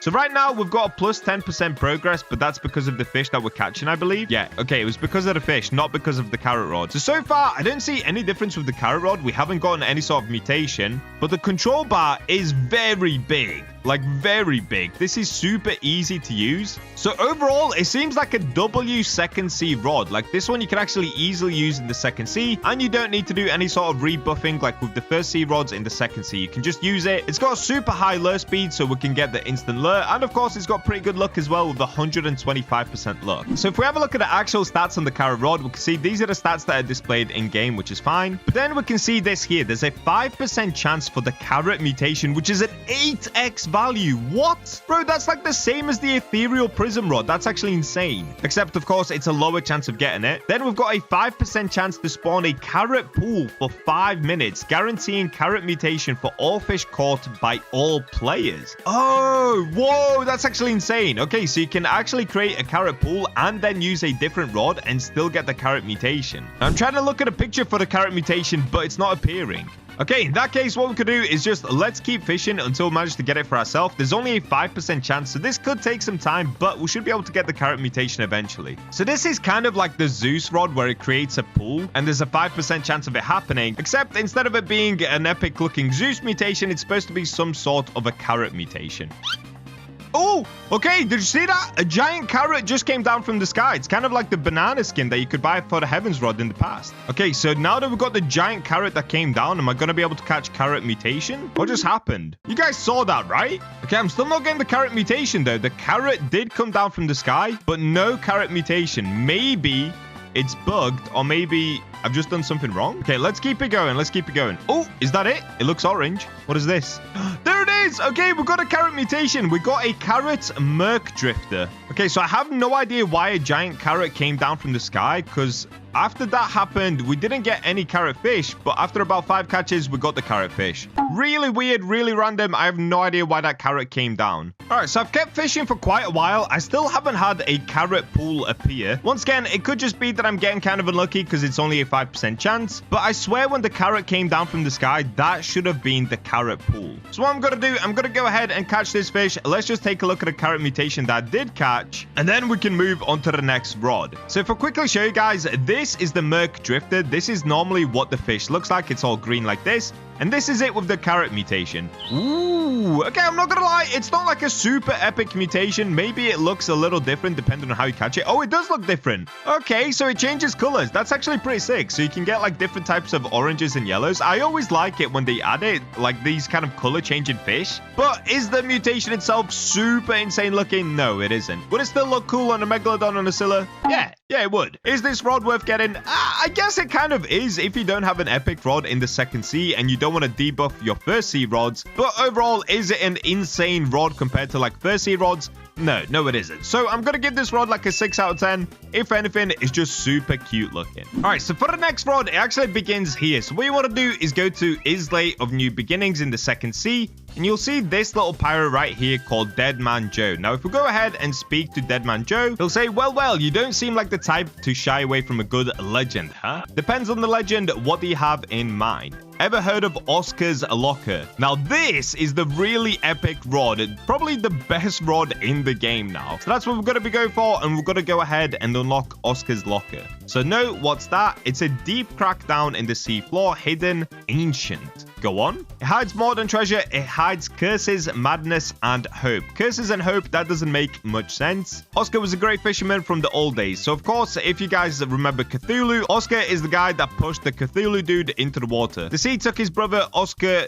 dove into the depths to bring him back. Did he succeed? He came back, but it wasn't the same. Something changed him. A curse, sunken zone, forgotten by time. Okay, anyway, let's go ahead and skip all this dialogue. We don't really need to see this. Basically, what he's asking for is an amulet. It's hidden in the Grand Reef. So I say, just laying there, he says, not exactly, draw your own conclusion. So bring the amulet back, and there's more he can tell us about Oscar. And of course, he left a great weapon behind, the Great Rod of Oscar. All right, so now we've got Dead Man's Tail. This is what we're after. So we need to find the amulet in the Grand Reef and bring the amulet to the Dead Man Joe to get more information. So we need to go back to the first sea and go back to the Grand Reef. I'll just see you guys once I get there. And here we go. We're arriving back at the Grand Reef in the first sea. So what we need to do is go up this ladder here, and there it is. You'll see this little shipwreck just to the right, and underneath it you can see the amulet. So if we go ahead and take Oscar's amulet, what we need to do is go back to the second sea once again now and give it back to Dead Man Joe. All right, I've made it back to the second sea. Let's go back to Islay of New Beginnings, and if we go back to Dead Man Joe, I'm saying back a lot here, dude. All right, we can go ahead and pull out the amulet now. So we should have it in our inventory. There it is, amulet. Now if we grab the amulet and we talk to Dead Man Joe, he'll say, I see you've returned, and judge it by that glow, you have found it. Is this the deep sea amulet? Aye, the deep sea amulet. You've no idea what you're holding. Okay, what does it do? It protects your soul as you descend into Oscar's Locker. Okay, so can I enter now? Yeah, but beware, that place changes those who linger for too long. Okay, so we're not supposed to be in there for super long. At the heart of the locker lies the Great Rod of Oscar. All right, so we gained 20,000 XP for this quest, and he allows us to go in. Well, I wish I could go with you, but I'm too old for that. Good luck. All right, well, we'll see you in a second, buddy. Let's go to Oscar's cave. So I'm not gonna lie, I'm not actually 100% sure where this is. I know it's somewhere near Cursed Shores, so let's go ahead and find it together. So if we go towards Cursed Shores, underneath the water, so okay, it's right there.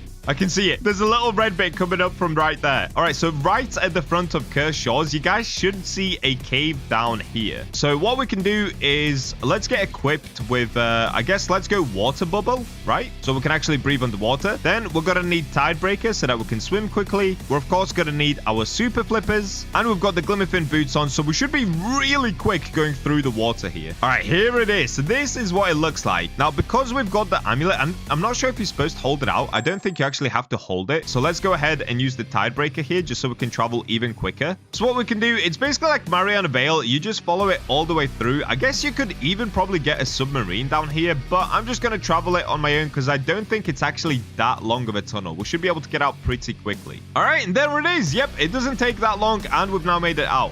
Ooh, wait, why is it all red there? Can we fish here for like super rare stuff? Let me get rid of the water bubble. All right, let's have a look at this. If we fish right here, what do we get? Oh, you can't. Oh, you literally can't fish here. Okay, that's super random. All right, so if we walk around somewhere, there should be an Oscar's rod. So obviously this is like a treasure room. You know what this reminds me of? If you guys have ever seen Pirates of the Caribbean, it looks like that treasure room that the pirates go into. Oh, okay, here we go. This is where Oscar's rod is. So just through here, you'll see it floating. And this is a great rod of Oscar. It costs 5 million cash over at the second sea. So make sure you guys get your cash up for the second sea. Now, if we click on it, you can see it has pretty insane stats. A relic of the dead man's tale with a moderate boost to experience. Has a 5% chance to apply the spirits of Oscar. So these are the stats on it. Lure speed 95%, luck 280%, control 0.1, resilience 10%. So those two are actually worse than the carrot rod, but it does have an infinite max kg. All right, let's go ahead and buy it.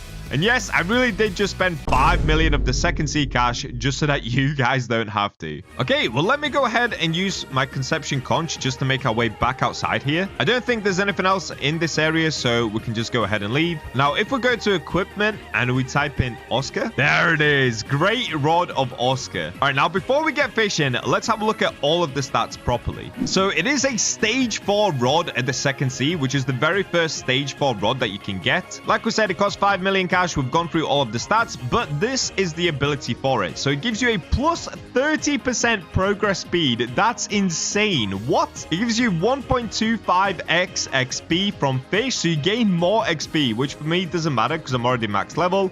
But it also has a 5% chance to apply the Oscar mutation, which is a 12x value, bro. What? So that is now the highest value fish you can get alongside the chaotic mutation. All right, let's go ahead and just test out this rod and see how good it is. So because the lure speed is 95%, I don't even have to use coral bait, but I'm just going to stick with coral bait for now just to make sure I've got the instant lure. And look at that, plus 42% progress speed. Nah, that's actually insane, dude. That's actually so insane. Now, the control bar isn't the biggest, but it is still pretty big. Like, if you guys remember the old rods from the first sea, this control bar is still insanely big compared to those. The best part about it is honestly the plus 30% progress speed. So let's go ahead and keep fishing until we get that 5% chance of getting the Oscar mutation. Oh, whoa. Okay, I literally just got it. Let's have a look at this. So I ended up getting the Abyss Dart in the Oscar mutation. So if we go ahead and look at the normal Abyss Dart. So normally it looks like this. It's this kind of pink-purple color. With the Oscar mutation... Oh,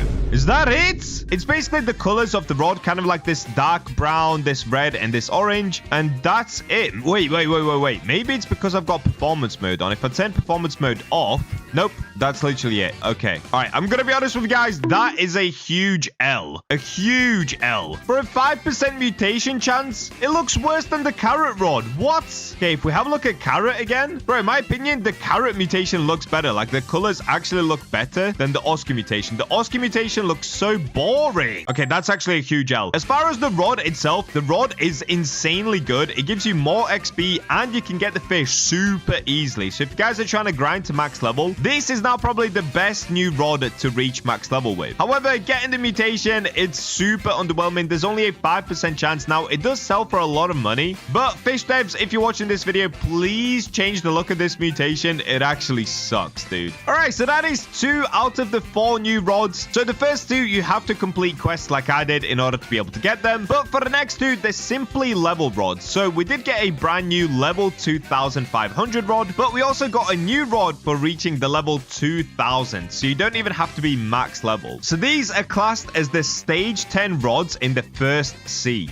Previously, Seraphic Rod used to be the best rod you could get, but that's now a stage 9 rod. So the next one on the list, the level 2000 rod, is called Fang of the Eclipse. Now, if we have a look at the stats for it, it doesn't actually appear as a minus 50% in the second sea, because of course, to get the level 2000, you have to be in the second sea anyway. Whereas the Seraphic rod still has minus 50%, because this is the max level rod that you get from the first sea. Anyway, if we have a look at the stats for the Fang of the Eclipse, this is it. So lure speed 80%, which is pretty good. Luck 80%, which is pretty bad. Control 0.15, which again is pretty good. Resilience 20%, which is pretty good. Max kg is a lot less than you'd think it would be, though. It's literally just 25,000 kg. So you're probably wondering, all right, Bacha, this rod looks epic. It looks like a sword, but what do you actually do with this rod? It only has a max kg of 25,000. Why? Well, first of all, we can, of course, use the invincible enchant, which gives you max infinite kg on any rod that you want. But this rod is super special because it's packed with a ton of abilities. So if we have a look here, these are the abilities for the rod. There's a 10% chance to apply the Solar Blaze mutation, which is an old mutation that you can get from the eclipse, basically. It gains the following during an eclipse. So if there's an eclipse active, this is what happens to the rod. It adds to stats plus 99% lure. So you get instant lure. Like, I don't even know why you need an extra 99 lure. That's just insane. You get an extra 250% luck. However, the control goes down to minus 0.3 control, and the resilience goes down to minus 60 resilience. So the reason they've done this is, if you guys remember the try-hard rod, I made a video on this rod in the past. It's basically like the dev rod that's really hard to use. Like, if I quickly show it to you guys, this is how it looked. It has a tiny control bar and it's just super difficult to use. And you guys have been constantly asking for this dev rod for yourself, so they've basically put that in the form of the Eclipse rod. Now, these are some other stats as well. So rod gains infinite max kg and plus 50% progress during an eclipse. It has a 10% chance for the Umbra mutation, which is a 15x value,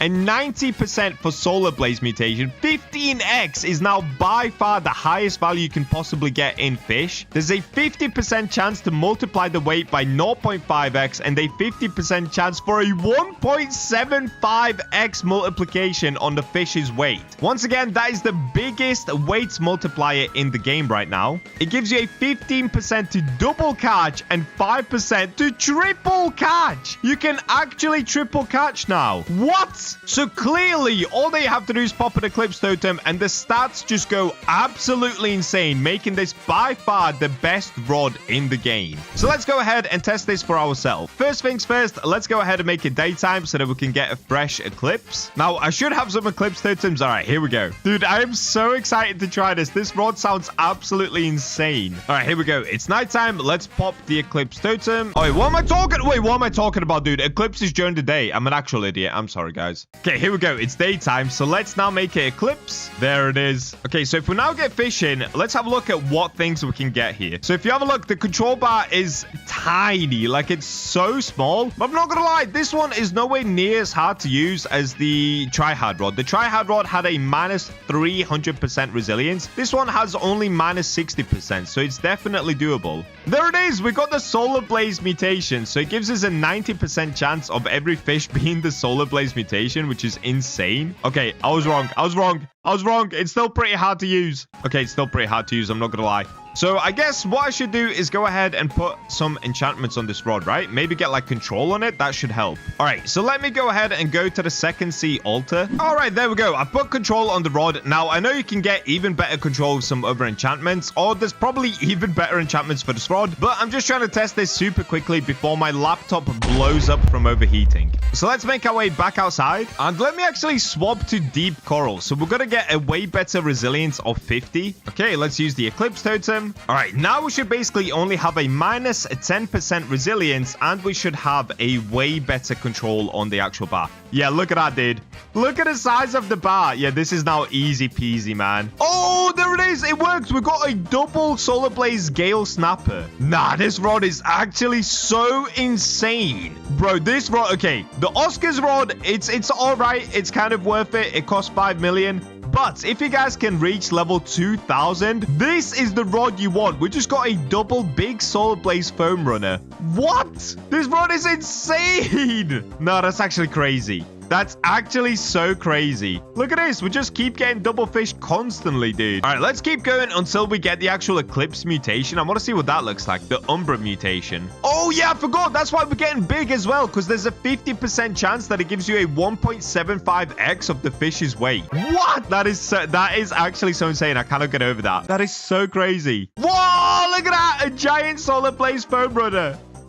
Oh, there it is. We got it. Umbra Gale Snapper. Okay, wait. I'm fishing again. Let's quickly get another one out. All right, so I'm sure you guys saw the Megalodon that was going around like crazy, where it was the Umbra Megalodon. It looked absolutely amazing. So let me have a look at the mutation for myself. Umbra Gale Snapper. Whoa! No, this is insane. I need to get this on a Megalodon, bro. This looks so epic. So just to remind you guys, it's not even that hard to get. It's a 10% chance for the Umbra mutation, and it gives you 15x value. On top of that, we've got weight mutations. We've got 15% chance of double catch, 5% chance of triple catch, and the stats on the rod go absolutely crazy. The only one that goes really bad is the resilience is -60 and control goes to -0.3. But if you do what I did and you just use deep coral, that gives you a -10 resilience, which is really easy. And with control, or like use Herculean or whatever to get even more control, it honestly makes it insanely easy. Like, this rod is just absolutely insane. Look at that. Double big solar blaze foam runner, just like that. That is so crazy, dude. And you get extra progress speed and everything. No, I can't believe it. Giant solar blaze surge spike. This rod is so insane. All right, so now we're getting a mythical fish. As you can see, it's a little bit harder to catch, but it's still not insanely hard. Like, it's still doable. And there it is, solar blaze gust tail. Just like that. So clearly this rod is 1,000,000% worth it, bro. If you guys are not playing fish anymore, come back to fish just to try grind for this rod. It is so fun to use. It's actually unreal. It feels like I'm using some sort of a dev rod. Wow, I'm honestly so impressed by this. The fish devs definitely cooked with this one. All right, so we can move on to the final rod. Now, I expect the next one to potentially be even better because it's supposed to be the level 2500 rod. So the brand new max level rod in fish. So the name of this rod is called Astral Hook Rod. The stats on it are pretty good. Lure speed 100%, so you've got instant lure. Luck is 200%, which is really good. Control 0.2, which is really good. Resilience 20%, which is pretty good. Infinite max kg. Underneath it, it says tempered from the silence within. Descending stars. It draws from the power. Okay, you know what? I'm not gonna read all this. It's absolute gobbledygook. But look at this rod. It looks so sick. Like, straight away, it just looks absolutely insane. But let's have a look at the actual abilities for it. Is it going to be better than the Eclipse rod? So here it is. This is officially supposed to be the best rod in the game right now. So if we have a look at the abilities for it, it's this. Stars fall from the sky when fishing, adding a 15% progress speed. All right, straight away, that's pretty good. Every 12 fish caught spawns an enchanted pool for 60 seconds, applying Astral Mutation, which is a 6x value at an 80% chance to fish caught by all players. All right, so anybody can fish in this pool and have an 80% chance of getting the Astral Mutation. It lasts for 60 seconds total, but underneath that it says a perfect cast followed by a perfect catch grants a 10% chance to fish up a random non-limited fish from the player's bestiary and apply the Stardust Mutation, which is a 7.5x value. So I'm not gonna lie, reading the abilities, this rod actually sounds kind of worse than the Eclipse rod. However, the Eclipse rod you can only use during the eclipse, really. That's the only time it's useful. This rod, you can use it whenever you like. So for the final time, let's test out the fourth rod on the list. Oh, by the way, Eclipse rod gets a solid 9 out of 10 from me. It's absolutely insane. The only thing that lets it down is you've got to use it during the eclipse, I guess. All right, let's test out this one. Let's see what's going on. So we can use Deep Coral because it's an instant lure anyway. The control bar is huge, and then look at this. What? Wait, did it literally just skip the progress altogether? What? Oh, it literally just skips progress. Okay, that's insane. So it just skips along the progress like crazy. so you can catch fish super easily. Oh, bro, that's basically another dev rod. That is super OP. That reminds me of the Seraphic rod when the Seraphic rod first came out. Okay, this rod is insane. It is super overpowered. Well, let's keep doing the 12 perfect catches, and let's see if we can get this pool to spawn in. So far, we haven't managed to get any sort of a new mutation. Bro, no, this is insane. I wonder if this rod would work on the Scylla. If it works on the Scylla, that would be so crazy. Like, if it skips along the Scylla, it would be super OP. Look at it go. Oh, okay, there we go. We got the pool to spawn in. So it's a tiny little pool. So apparently any player can fish in there. And look at it. Astral Surge Spike. All right, let's keep fishing. Let's see what epic fish we can get here. I'm not going to lie. That mutation looked insane. Astral Foam Run. Oh, okay. No, this mutation is insane. This mutation is actually insane. What is this? Everything's purple and glowy. No, that is so sick. Bro, that is so sick. Okay, the pool has officially disappeared. I got one more just before it disappeared, though. Okay, so that's the Astral mutation. You can see it on the floor. It basically chops up the fish. It looks like it gets missing parts. So if I quickly take a look at one, yeah, it kind of goes missing. Look, its head is missing. It's gone invisible, but it has this insane aura around it. Kind of looks like a black hole just sucking everything in. I'm not gonna lie, I actually love that. Oh, wait, I'm an idiot. Okay, so a perfect cast. It has to be a perfect cast followed by a perfect catch grants the Stardust mutation. All right, so we got the Astral one. That's the pool that spawns in. So what we have to do now is get a perfect cast. Okay, there we go. I got one. So now we need to do a perfect catch, which, let's be honest, it's super easy to do. So if we do this, there's a 10% chance that we get a random fish from our bestiary, which means you could legit pull out a Megalodon from anywhere or any other fish. Like, we could get a Scylla like this. Okay, perfect cast. Let's do a perfect catch. So I'm going to keep doing this until we manage to get the Stardust mutation. All right, as we're doing this, I'm also getting the Astral fish. So I wonder if Stardust would overpower Astral and potentially give a Stardust over Astral. I have no idea, dude. But I'm not going to risk it. I'm going to move away from the Astral just because we've seen that already. Let's just keep doing perfect casts. That's not perfect. Okay, that's perfect. Now we need a perfect catch. Oh, whoa, wait. Okay, it did work. I got both. I got Astral and Stardust because, of course, it gives you an extra fish. So you basically catch double fish, but one of them comes from your inventory, so it's just a completely random fish. All right, what was the first Stardust fish that I've ever caught in my life? Oh, wait, I've caught two apparently. What? Wait, what? When did I get two? And I got a mutated shark. No. Okay, let's have a look at this. So one of them is the halibut, which I literally just saw now. Oh, that looks insane. That looks so insane. It's kind of similar to the previous mutation that we just saw, the Astral one, but this one kind of pops outwards more, whilst also still sucking in this kind of gravity around it. Oh, that looks so good. All right, let me see on the mutated shark. Wait, what? What has fish become? I'm not gonna lie, I love it. I actually love it. I know fish has gone from a simple, like, chill fishing game to this, but guys, I am loving this progression. Not a lot of people might agree, but to me, this looks insane. Spam W's in the comments if you think this looks absolutely insane. What? All right, so there we go. That is the Astral Hook rod. Honestly, absolutely insane rod as well, just because it skips along the progress part. It makes it super easy to catch any fish. Like, just to show you guys one more time here, look at this. Focus on the progress bar down there. It will just skip along and make it really, really quick. So insane rod with insane mutations this time around, but I'm not gonna lie, the Eclipse rod is still my favorite rod just because it has so much going on. You can literally triple catch fish, add weight to them, and get epic mutations along the way. Once again, probably a 10 out of 10 rod from me. This is just a beautiful rod, and it's finally worth grinding for level 2,500. All right, hope you guys enjoyed today's video. Make of it as you will. Go ahead and get the rods that you want to get. Either grind levels or go ahead and complete the quests and buy yourself the new rod. Subscribe for more content, and with that, I'll catch you in the next one. Today, we are, of course, going on another record-breaking adventure as I tried to catch the world's first Sanguine Phantom Megalodon. This one's going to be a ton of fun, but will I lose my sanity along the way? Well, before we find that out, make sure that you guys do subscribe, as the April Robux giveaway is up to 51,000 Robux. All that you have to do is subscribe and comment your Roblox usernames to be within a chance of winning. Now, let's go catch some Phantom Megs. And we're in. Yep, it's that time again where I spend all of the cash that I have and lose my sanity at the same time. We're going to be going for the Phantom Megalodon because today it is the weekend, and not only that, we're going to be getting in the new Sanguine mutation. Now, first things first, we've got to pick what rod to actually use here. So if you guys watched my yesterday's video, I actually got the Blood Reckoning enchantment on the Rod of Forgotten Fang. Blood Reckoning is what gives you the Sanguine mutation. However,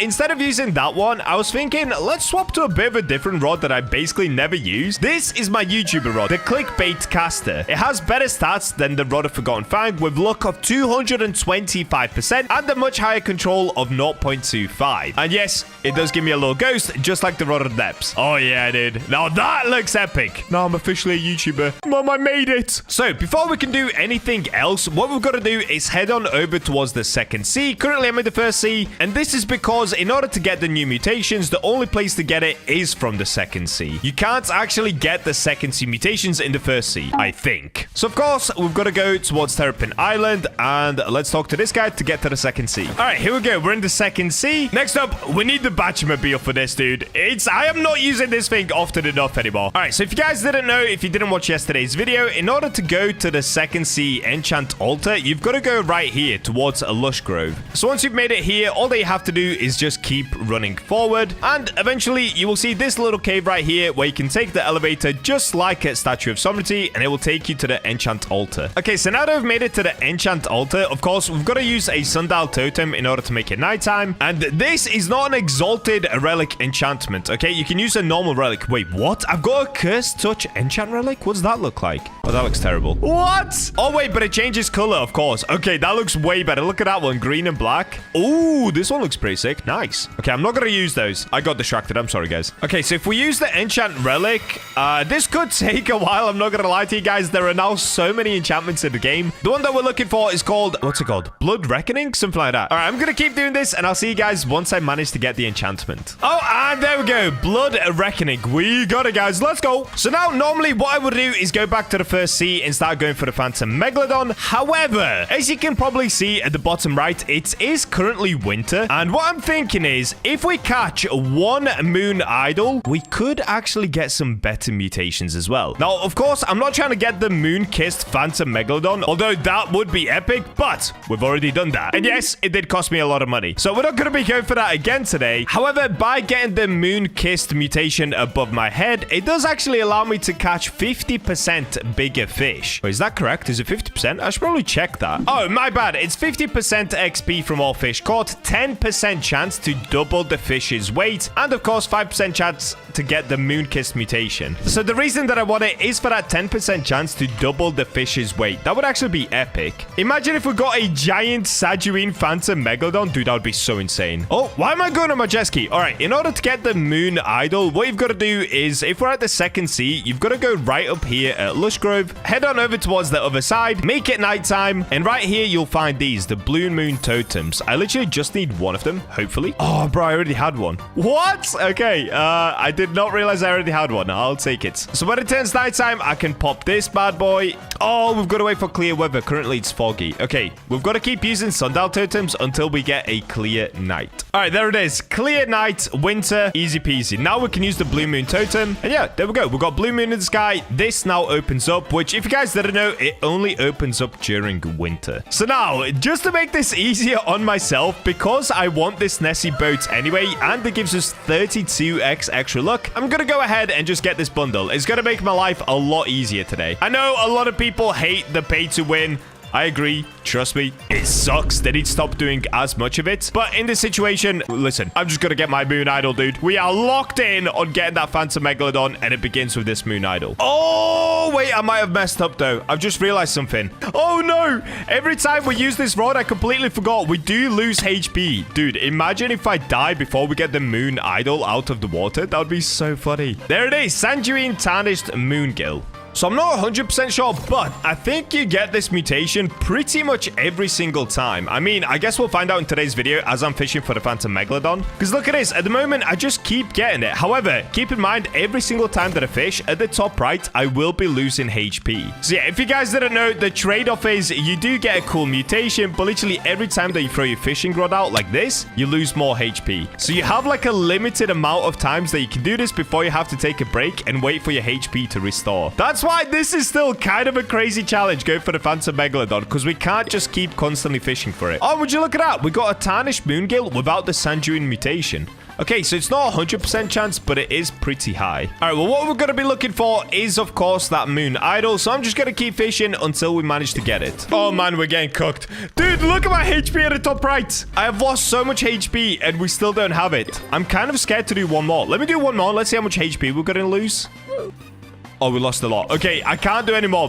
What I'm going to do is just stand and wait for a minute and let my HP fully regenerate, because I do not want to die here, dude. What crazy enchantment this is. I can't lie. It's kind of a W enchantment. You trade in HP for epic-looking fish. Honestly, pretty cool. All right, I've popped in Aurora Borealis here just to give us that bit extra luck as well. Come on, dude. Please give me the moon idol. All right, we have one more go of this before I have to wait again. This is so crazy hard, dude. And nope, we don't get the secret. This is tough, man. This is really tough. All right, we've got another chance here. I let my HP basically fully restore. I think you get about 6, maybe 7 casts until you have to wait for your HP to restore fully. So honestly, not many. Like, this is a pretty tough challenge. Oh, and we got kicked out. Fantastic, dude. Oh yeah, this is a tough challenge, man. This is really tough. Okay, what we've got to do once again is... Oh, wait, it's still night? Huh? Why is it still nighttime, but we got kicked out? I'm so confused. All right, I've got to wait until we can reopen this door, and I'll see you guys once I actually manage to hook on the moon idol. 2,000 years later. All right, here's the thing. At the moment, I'm getting kind of cooked, and in my Discord server, people are asking for a Nessie bundle giveaway. And to be honest, I can't help myself. I want to give back to the community, and I want to make it easy on myself to catch the blue moon idol. So I'm going to jump into my Discord and do a giveaway super quick. All right, here we go. I'm in my Discord server. I'm in the giveaway section,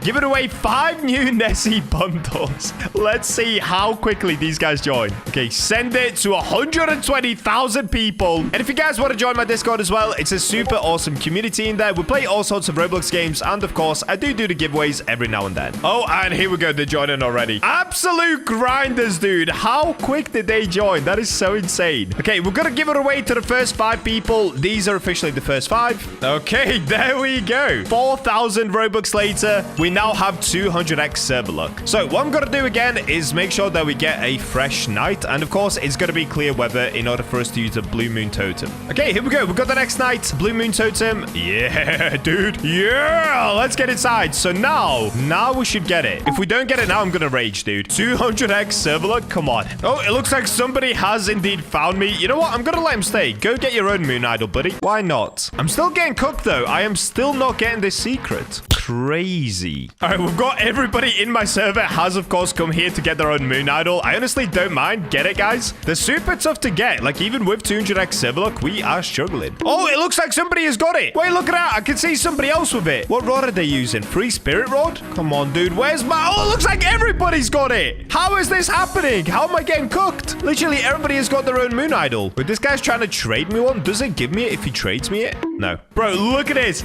Literally, everybody has got it. He's got one. He's got one. He's got one. How did they immediately get it? That's crazy. Nah, bro. Everybody's got one. This is insane. Oh, yes, dude. Okay, I'm finally getting it, guys. I am finally getting it. Wow, that took some time. That's so crazy how long that actually took. Okay, at least we got it, though. That's good. I was afraid I was going to have to buy more blue moon totems. Shout out to everybody here. Hope you guys enjoy your bundles and your blue moons. Look at them all with their blue moon. Okay. Oh, yes, we've got a Sanjuin. Sanjuin moon idol C2. Wait, let me show these guys. We basically got a blood moon. That is so sick.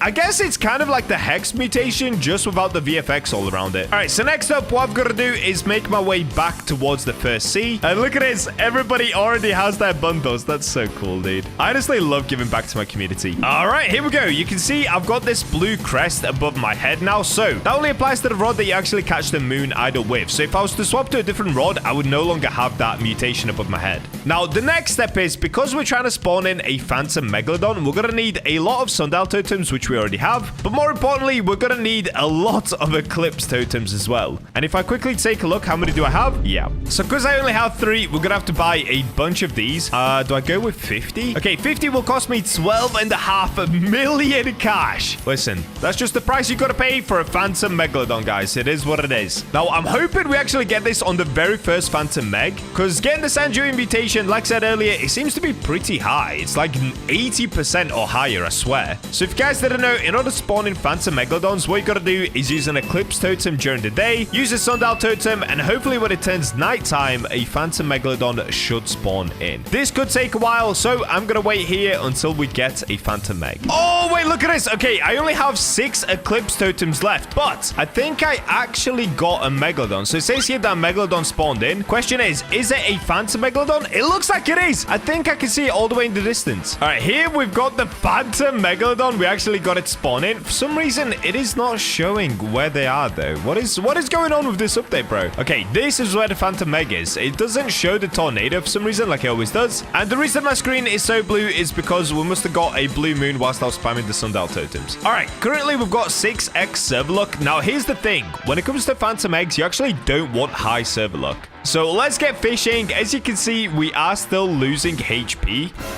Oh, is that first try? Wait, it's minus 85% progress speed. Is that a Phantom Egg? Bro, I think we got it first try. Hang on. Hang on. Did I seriously get it first try? It is 85, right? Normal Meg is 80, right? I'm not going crazy. I swear I'm not going crazy, right? All right, let's have a look. Is this going to be a Sanjuin Phantom Megalodon? Now, here's the thing. I currently have full HP at the top right. You can no longer see my HP bar. And the last time I had full HP, I didn't get a Sanjuin. So is this going to work? I honestly have no idea, but there's only one way to find out. Please, bro. Please give me a first try. This would be the easiest video of my life. First try would be crazy. Okay, here we go. We're reeling in the Phantom Megalodon. There it is. Dude, I've caught the Phantom Meg way too many times now. All right, moment of truth. If we refresh and we go down... Come on, bro. Come on, bro. Please, please. Yes, we actually did it. Sanjuin Phantom Megalodon on the very first cast. What? Oh, yo. Okay, that actually looks sick. That actually looks so sick. What? Bro, that looks so good. All right, what I'm going to do, I'm going to restart my server just to get rid of the blue moon so that we can see it properly. All right, let's have a look at it. Sanjuin Phantom Megalodon. Oh, that is cool. That is so cool. Bro, it looks like Hexed, but it's got more black in it. Yo, it's got black ribs inside. Hexed Phantom Megalodon was actually the very first Megalodon I ever caught, and this is what it looks like in comparison. So this is Hexed. It's like a lighter red, and it's got more red inside, whereas the Sanjuin is black and red. Bro, I've got to say, Sanjuin actually looks better. Now, the question is, how much is that worth? Let's go find out. Okay, if we take one around the same weight, so the Sanjuin Phantom Megalodon is 58,000 kilograms. Here I have one that's 57,981 kilograms. Let's have a look at the price of a normal Phantom Megalodon. Can you tell me the price? Okay, the normal one is 17,000 cash. Sanjuin Phantom Megalodon, how much is this one? Oh, wait, it's way more. What? 138,000 cash. What? Bro, that's like an 8x mutation. Yo, that is so sick. I didn't think it was going to be worth that much. All right, well, there we go, guys. That is officially another world's first, the Sanjuin Phantom Megalodon. Hope you guys enjoyed the video. Subscribe for more, and I'll catch you in the next one. This is a Dusika rod, and it's the most expensive and potentially hardest rod to get from the Fish Frights update. But oh boy, is it worth it, because it gives you epic fish like this. So today I'm gonna show you the fastest method for getting this rod, and of course catching the world's first nightmare megalodon with it. Subscribe to help support this channel, and let's get it. And we're in. Alrighty, so far in the Fish Fry update, I've managed to get 3 rods. That being the Jacko Blazer rod, the Necrotic rod, and we actually did get the Spooky rod as well. We got that from the Witch's Cauldron. I haven't even tested this one yet. Dude, this one actually looks really cool. It kind of looks like a shotgun. But there are 2 rods missing, which are really tough to get. And not because they've got a hard quest line. It's actually because they spawn in at random, and to buy them is very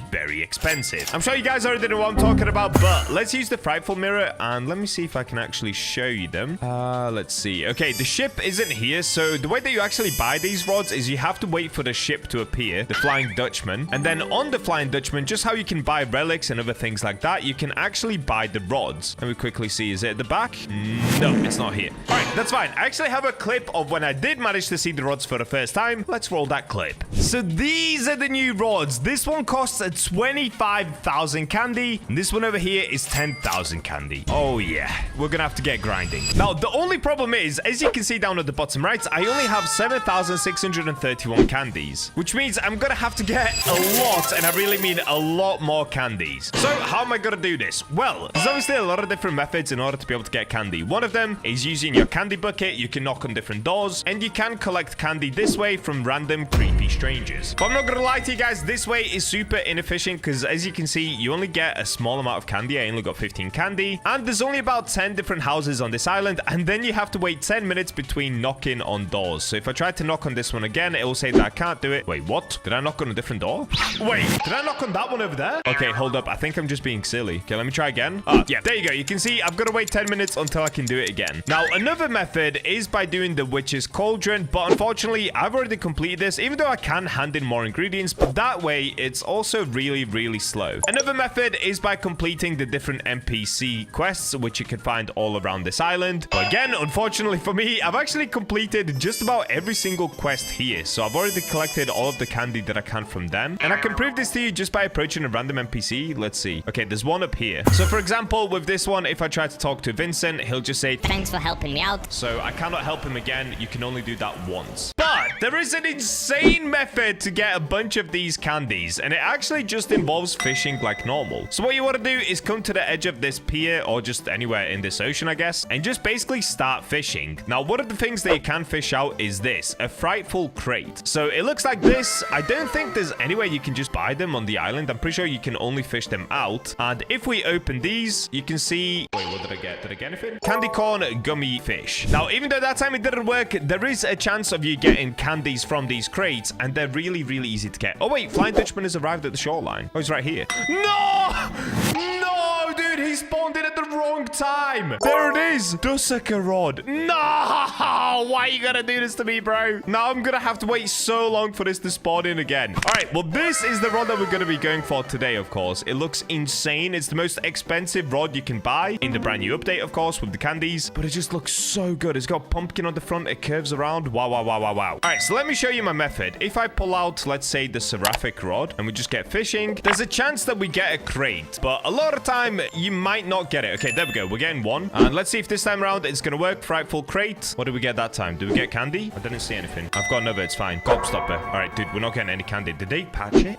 They could have patched it. Okay, I'm gonna get fishing. Let me get a bunch more of these crates. Let me make sure that you can still get candy from them. All right, here we go. I've got a bunch more of them. Let's see if I can get some candies here. Oh, there we go. Plus 5 candy. Plus 10 candy. So you can see it is a really, really easy way of getting candies. All that we have to do is get an insane amount of these crates. Oh boy, is this gonna take a while. But there is actually a rod that makes this a lot easier as well. So if I swap off of the seraphic rod and we put on the magnet rod, look at this, guys. Are you ready for this? The magnet rod actually catches crates. If you guys have never used it before, it basically helps you get the poo-poo stuff out of the ocean. So I'm pretty sure it's somewhere around 100% chance that you're always going to get the crate. Maybe sometimes you get some other stuff, but the magnet rod is essentially used to get crates out of the ocean. And if you don't know where to get it and you don't have it, if you're a new player, you can get this rod over at Terrapin Island. It's super cheap and it's super easy to get. And there we go. By using this rod, I can 100% guarantee myself a frightful crate every single time. Now, I can make this rod even better as well if we just give it some sort of an enchant. Let's actually use an exalted relic. This sounds really ridiculously dumb, but I'm gonna throw in an exalted relic on my magnet rod. What we're gonna get? Successfully appraised exalted relic. What am I doing? Why did I just appraise it? I meant enchant rod. Oops. Okay, we got mystical. That's basically what I wanted. Increases luck by 25, resilience by 45, low speed by 15, and progress speed by 10. And you know what? I'm gonna get even crazier with it. This is so dumb. Don't do this at home, but I'm gonna put a cosmic relic on it. Overclocked. Increases progress speed by 5% for any fish. Cool. So now if we get fishing, let's have a look. Oh yeah, look at this. It's so easy. And just like that, you can catch a frightful crate every single time. So what I'm gonna do now, guys, I'm basically gonna put a macro on for the next, maybe, let's say, like 3 hours. And I'm gonna come back to see how many of these crates we can get. And don't worry, macros and stuff like that, it's already been confirmed by devs. It's not cheating. You can't get banned. Don't worry about it. It just helps you do these mindless tasks so I don't spend the next 3-4 hours of my life just fishing for crates. So let's see if I can do that. And I'll come back to you guys when this is working. All right, so let's see if this is gonna work. If I try to macro up this way. Okay, right now, this is not me fishing. Go, little macro, go. Oh, it didn't work.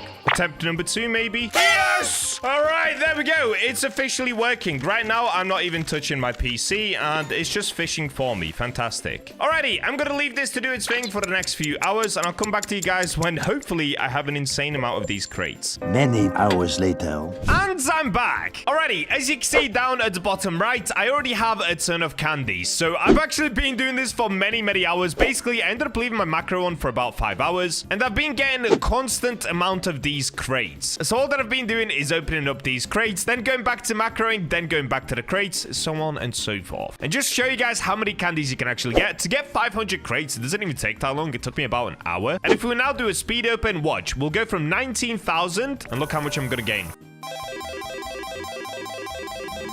Bam! There we go. Now we're up by about 1.5k. And I'm not gonna lie, that time we actually got cooked a little bit. On the last run from about 500 crates, I ended up getting more about 3,000 candies. So basically, that's all that I've been doing for the last like 7-8 hours now. So it's been quite a while. But we have finally reached the perfect amount. We have 20,473 candies. Now, my tip for you guys would be to just leave it on overnight. I started recording this video in the morning, so I had plenty of time today to do all of this that I needed to. But the easiest way would be to leave it on overnight, and within just one night of fishing, you should get over 20,000 candies. It kind of depends on the crates though, because sometimes you'll get more than other times. Anyway, enough yapping. Now that we have all of these candies, I just need to look for the Flying Dutchman whenever it comes in. I don't think it's currently on the map. I'll have a quick look around. I think it spawns in. Oh, I don't even know, dude. I hope it's every 10 minutes, but I could be wrong about that. Maybe it's just random. Okay, yeah. Currently, it is not on the map. Yeah, no Flying Dutchman. Oh, wait, it just spawned in. Wow. Okay, that was lucky. Unfortunately, though, we don't have the rod that we need on here. We do have the new relics. In fact, we've got all the new relics. Frightful, Spooky, and Eerie. But now comes the actual painful part. It wasn't even macroing. The painful part is going to be waiting for the rod. So what I'm going to do, I'm going to macro back up, keep popping more crates, because of course there are 2 rods. There's one that's 20,000, and then there's another one that's like 10,000. So I need even more candies. So I'm just going to macro up AFK, and hopefully the next time this ship spawns in, it's got the new rods on it. Well, will you look at that? It looks like the boat spawned in, but we ended up getting a Bat Whisperer rod instead of the Dusk Weaver. Oh, dude, I do want this rod, but I don't want to waste 10,000 candies on it. Also, that took like 30 minutes to spawn in. I don't know if it's bugged out or what, but it's taken a little longer than I wanted to. Oh, here we go. Yes. No. Are you kidding me? I need 25,000 candy. Okay, wait. That's fine. I actually realized I have some witch's ingredients left. Let's just hand these in. Yeah, there we go. Dude, why do I still have so many? I ended up way overdoing that quest line. All right, here we go. I'm pretty sure if I hand it in, I'll still get stuff. Yes. Okay, this could be enough. Please. Oh, no. Come on, please, dude. We might actually get it. We're so close. Witch's ingredient coming in close. Oh! Okay, hold up. Where is it? Okay, please don't disappear. Please. I'm pretty sure it's about to turn day really soon, and when it turns day, it's gonna disappear. Oh, you gotta be kidding me. I'm choking. Okay, here it is. Get it? 25,000 candy. Yes! Let's go! You guys have no idea how much of a grind this actually was. Initially, I thought this was gonna take about 2 hours. In the end, I think I'm about 10 hours deep. Yeah, I'm 10 hours deep. I started recording at 9 a.m. It's now almost 8 p.m. Wait, what is that? Oh, that's 11 hours. Oh, that is disgusting. All right, well, there we go. We got the, what's it called? Dusakara. I guess it's now a brain rot rod. All right, has a lure speed of 80%, luck 166, control is terrible, 0.05, resilience 80%, max kg is huge, 700,000, but it doesn't have infinite, so I guess it is capped. Alrighty, here we go. Wait, is there a skin for this rod? That would be so cool. Please show me a skin. Nah, there's no skins. Come on, guys. I wanted to give you some Robux. Alrighty, let's take it for a quick test. Okay, let's have a look. How many shakes? Oh, okay. Oh, fantastic. I'm getting a crate again. Good. All right, how many shakes? Oh, that was just one shake. Okay, wait, we're just getting crates. This is good. I need more of these. I need more candies. Good stuff. To be honest, I don't think you necessarily even have to use a magnet. Wait, what? Crate after crate. This is good. Yeah, I don't think you actually have to use the magnet rod. If you wanted to use a quicker rod, you probably can, because the chance of you getting a crate is so often here. What? Nightmare pumpkin pufferfish. What? What is this rod? What? Wait. What does this rod do? Why did I just get a gigantic thingy? Please. Okay, wait. Frightful mirror. Let's go back to the normal area. Nightmare pumpkin pufferfish. Bro, I can't. It's not even letting me zoom out. What am I? Why is it so big? It says it's 0.6 kilograms, but it's absolutely gigantic. What is happening? Okay, we have to catch a Scylla. We have to catch a nightmare Scylla. So this is what I caught, right? This is what I have. But around me, I'm inside of a dome. I'm so confused right now. I am so incredibly... Oh, wait. Does it just put this pumpkin around you? Wait. Okay, I'm gonna search what this rod actually does because I have no idea. All my days, this rod is OP. Check this out, guys. 20% chance for nightmare, which is a 16x multiplier. That's almost the best multiplier in the game. I'm pretty sure tryhard rod is the best with like 20x or 18x, something like that. Then we've got 20% chance per fish movement to stab for 12% progress and 25% progress speed. Has anybody caught a nightmare Scylla or a megalodon or a kraken? I need to search for all of them. World's first on all of them, maybe? Okay, I'm on the fish page for the Scylla. Has anybody caught a nightmare? No results for nightmare. Okay, what about the megalodon? All right, we're checking out the meg. So just to show you guys, this is why people post all of the mutations that they've caught. Has anybody got a nightmare? Nobody has a nightmare meg. Hold up. Okay, the kraken, nightmare. Nope, nobody has it. All right, I'm about to get insanely greedy. I'm going for all three. Now, of course, this doesn't mean that nobody has actually caught it, but at least nobody has caught it publicly yet. So I'm about to step in. First things first, let's go ahead and get ourselves a megalodon, which is probably my favorite fish to catch anyway, so we'll start there. Let's make our way to Ancient Islay. We're gonna have to sundial totem up, and I'll see you guys once we get ourselves a meg. Oh, hold up. We didn't get a meg, but we've got a Scylla. Okay, I'm gonna make my way to the Scylla room. Let's go. Conception conch. There it is. Scylla, Scylla, Scylla. Silly Scylla. All right, what I'm gonna do, actually, let's go ahead and put an enchantment on this. Let's say I'm only allowed to enchant it 3 times. Let's just see what we get. Quantum? Oh, that's a terrible one. I don't want quantum. Come on, hurry up. Next. Sea Overlord makes fish 50% bigger. Nah, I don't want it on this rod. No. Give me like piercing or something. Okay, I'll do mystical. Whatever, let's do this. Because the lure speed isn't perfect on this rod. The lure speed is 80%. So now it's going to make it an instant catcher. Let's do a cosmic relic as well. Cryogenic, a small chance to fully freeze a lured fish. You know what? Let's stick with that. That's kind of cool, actually. I've never used that one before. Alrighty, since it is nighttime already, I'm going to pop an Aurora totem. Let's get fishing. Okay, we're getting something already. Minus 35% progress speed. Hold up. It's just not moving. That's not the cryogenic, right? Is it? Wait, is the resilience really good on this rod? Resilience 80%? Wait, what is it on Seraphic rod? 20. Oh, this is like a resilience rod. Oh, wow. Okay, this rod would be amazing to macro with because look at this. It just doesn't move. So at the moment I have mystical. I'm using luminous lava as well. So my resilience is probably, where is it? 45% plus 80% is 125. I get another 50 from the luminous lava. So that's 175% resilience. Plus I have cryogenic, so it could actually freeze the fish as well. Oh, wait, is this nightmare? Oh, and it stabs. I forgot it stabs. That is very cool. This rod is very exciting. Nightmare type. Okay, wait, if I hold it, look at it. Wait, what? My second ever nightmare? Oh, wait, this one's not huge though. Okay, this one just put a pumpkin around the fish. How come with the puffer fish, it becomes this? Is that a bug? Pumpkin puffer fish. Oh, wait, no. Is it just because that's how it actually is? All right. Honestly, guys, I have no idea. I have no idea why there's a gigantic pumpkin around me. I don't know if it's the mutation or if it's the fish. Kind of confusing. Come on, give me the Scylla. Oh, Scylla. Okay.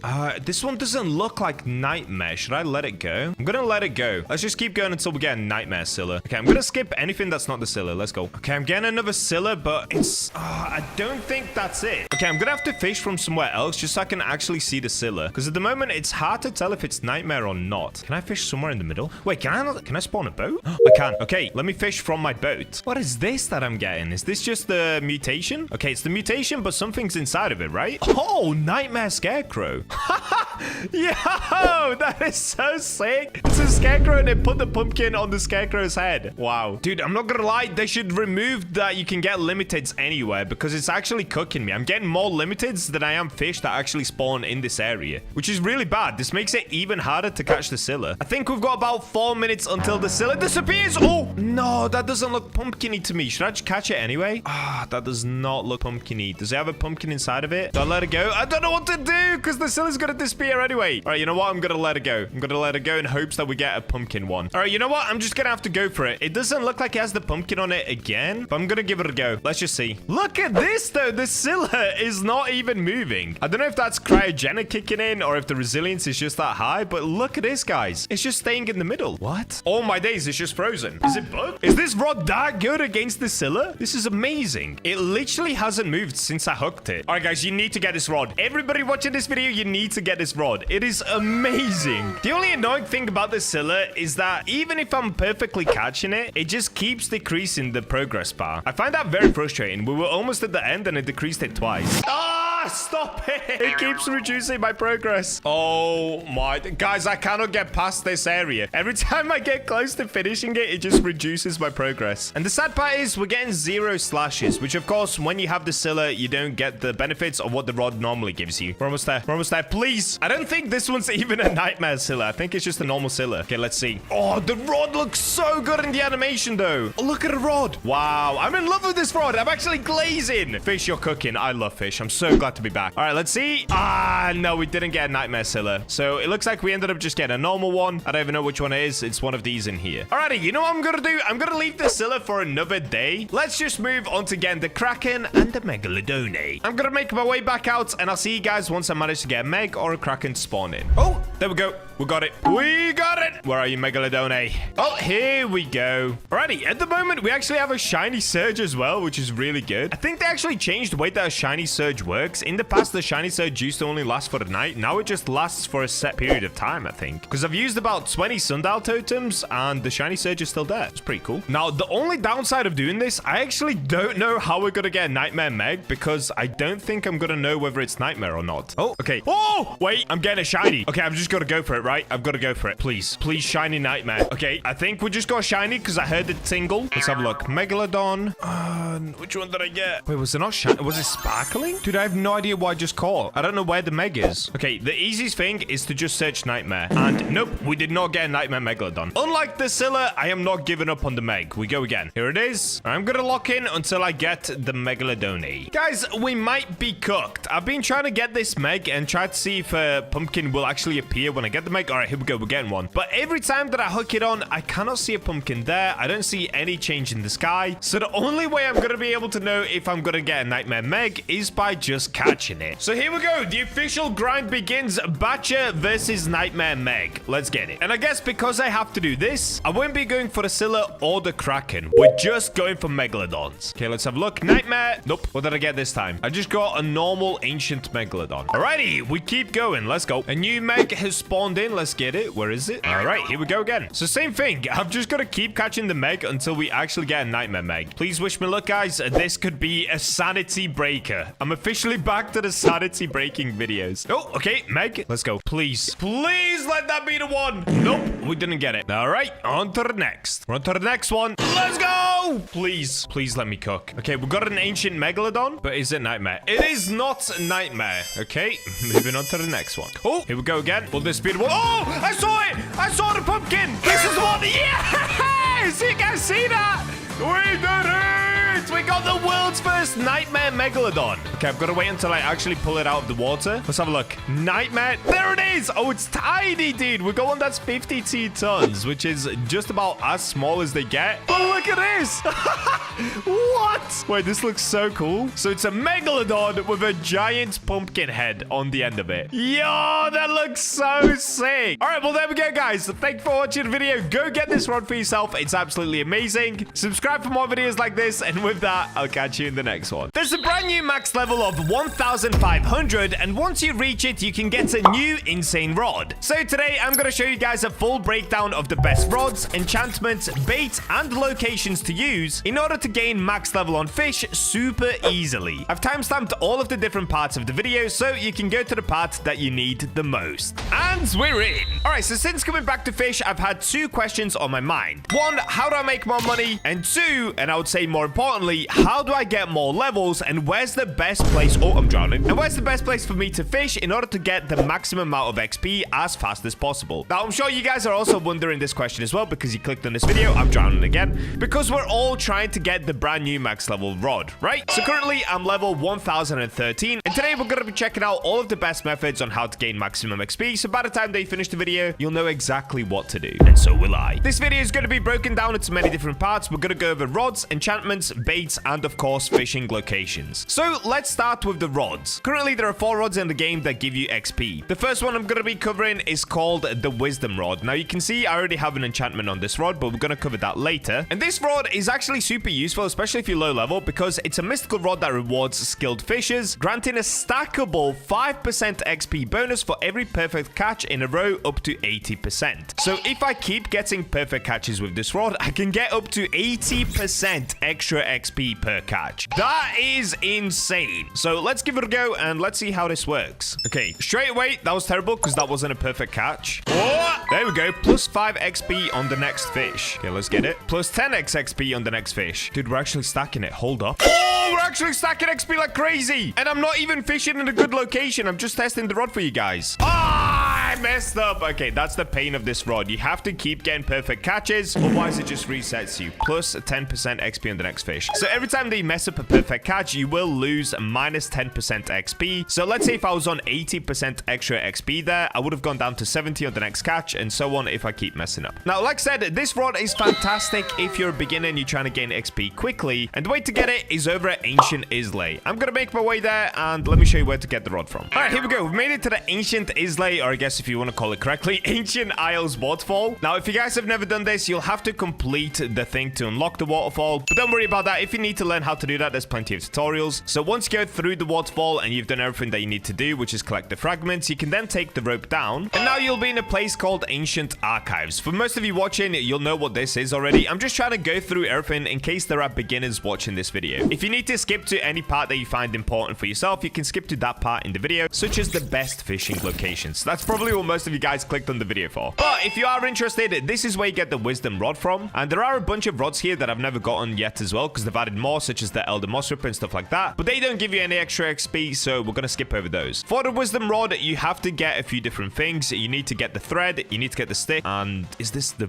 ruby? I think they might have changed how it looks, but anyway, it should tell you what it is. Once you hand all of those in, you will get the wisdom rod. You can see all of the stats right here for it, and like I said, it gives you that extra 5% XP bonus, and it stacks all the way up to 80%. So this rod, to me, is actually pretty great. I used to use this for leveling back in the day, but there are better rods. So let's move on to the next one. Now, the next rod is actually in this exact same spot. So if we open up the rod crafting menu, you'll see this one right here, the celestial rod. Now, this one is quite a bit harder to get. You need to get, I can't remember what this is, either frozen driftwood, something like that. Anyway, it will tell you what it is. You need to get all of these things right here. For some reason, it says 1 out of 2 for me. I think they changed the values, that's why. But anyway, once you get your hands on the celestial rod, it is harder to get than the wisdom rod, but you can do it. You'll end up with these stats right here. You can see the max kg is a lot better, so this is useful for catching megalodons and other big fish. And after catching 50 fish, it summons celestial powers for 15 minutes, granting plus 80% luck, 20% lure speed, but most importantly, caught fish also get celestial mutation and 30% extra XP on them. So this is another fantastic rod. It gives you 1.3x extra XP per catch for 15 minutes once you catch 50 fish. Now, I should already have this rod. Yep, I do. And currently, I don't have any enchantments on it, but let's get fishing. I'm gonna catch 50 fish, and let's see how this is gonna work.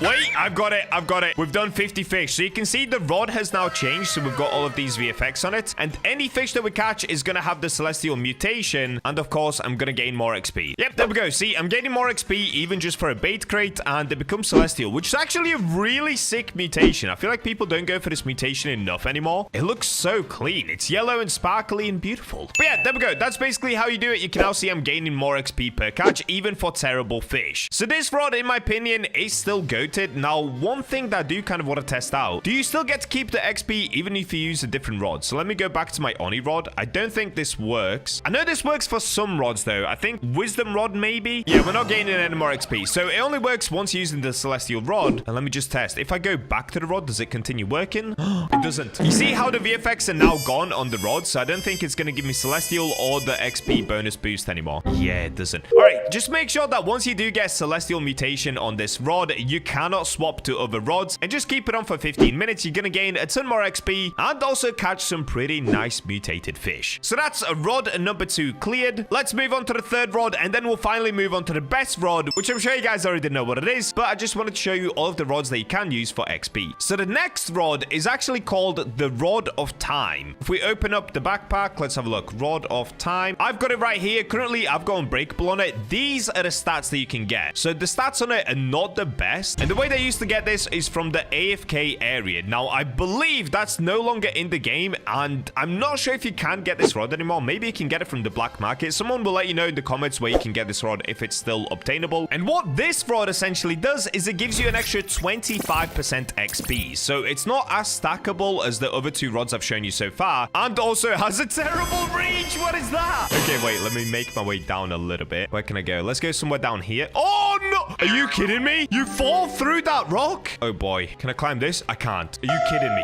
No! Fish! What are you doing to me? All right, let's just fish down here. Oh, you can see how many clicks I've got to do. It's actually a little bit ridiculous, and I'll be honest with you guys, this rod is not the best at all. It doesn't have great stats, but it does give you a ton of XP. Look at that. We're just getting 2,600 XP from the rod because, like I said, it gives you an extra 25% XP on top of the fish that you're already catching. So if you happen to have this rod and you don't have any other rods and you cannot be bothered to get any other rods, it is still a good one for gaining XP. It's just the overall stats on it are not the best. And let me show you one more time. Look how many clicks you've got to do. Look how many shakes. I think that was around 22 shakes just to get one fish. So if you were to click that manually, that would take so long, dude. Also, another pro tip for those of you guys that haven't played much of Fish, if you're playing on PC, press your hashtag key and then you can go onto the shake, and all that you have to do is keep pressing enter like this, and you can fish really quickly like this. So you don't have to click shake on every single one of them. All right, now let's finally move on to the best rod that you can use for gaining XP. You already know what it is. It's the Rod of Oscar. So I'm gonna make my way over to that rod, and I'll see you guys once I get there. All right, so I've currently made it onto Terrapin Island. I'm sure everybody knows where Terrapin Island is, and what you want to do is you want to make sure that you have a submarine or some sort of a vehicle. I'm not sure if there are other vehicles in the game right now, but you need a vehicle that can go under the water. If I pull out my sub and hop in, I'll show you guys where you need to go. So this right here is Terrapin Island. You want to go past Terrapin Island on your way towards Northern Expedition. Keep Northern Expedition just slightly to your right, and eventually you will see this rock right here. I'm going to give you the coordinates of this rock so that you guys can easily find it. Here you go. These are the coordinates: 480.3715. So once you've made it to this rock, and just show you one more time, there's Terrapin Island right there. Northern Expedition is over there. So once you're here, you want to go down behind the rock, okay? In here, you will see a little opening, and we can make our way through here.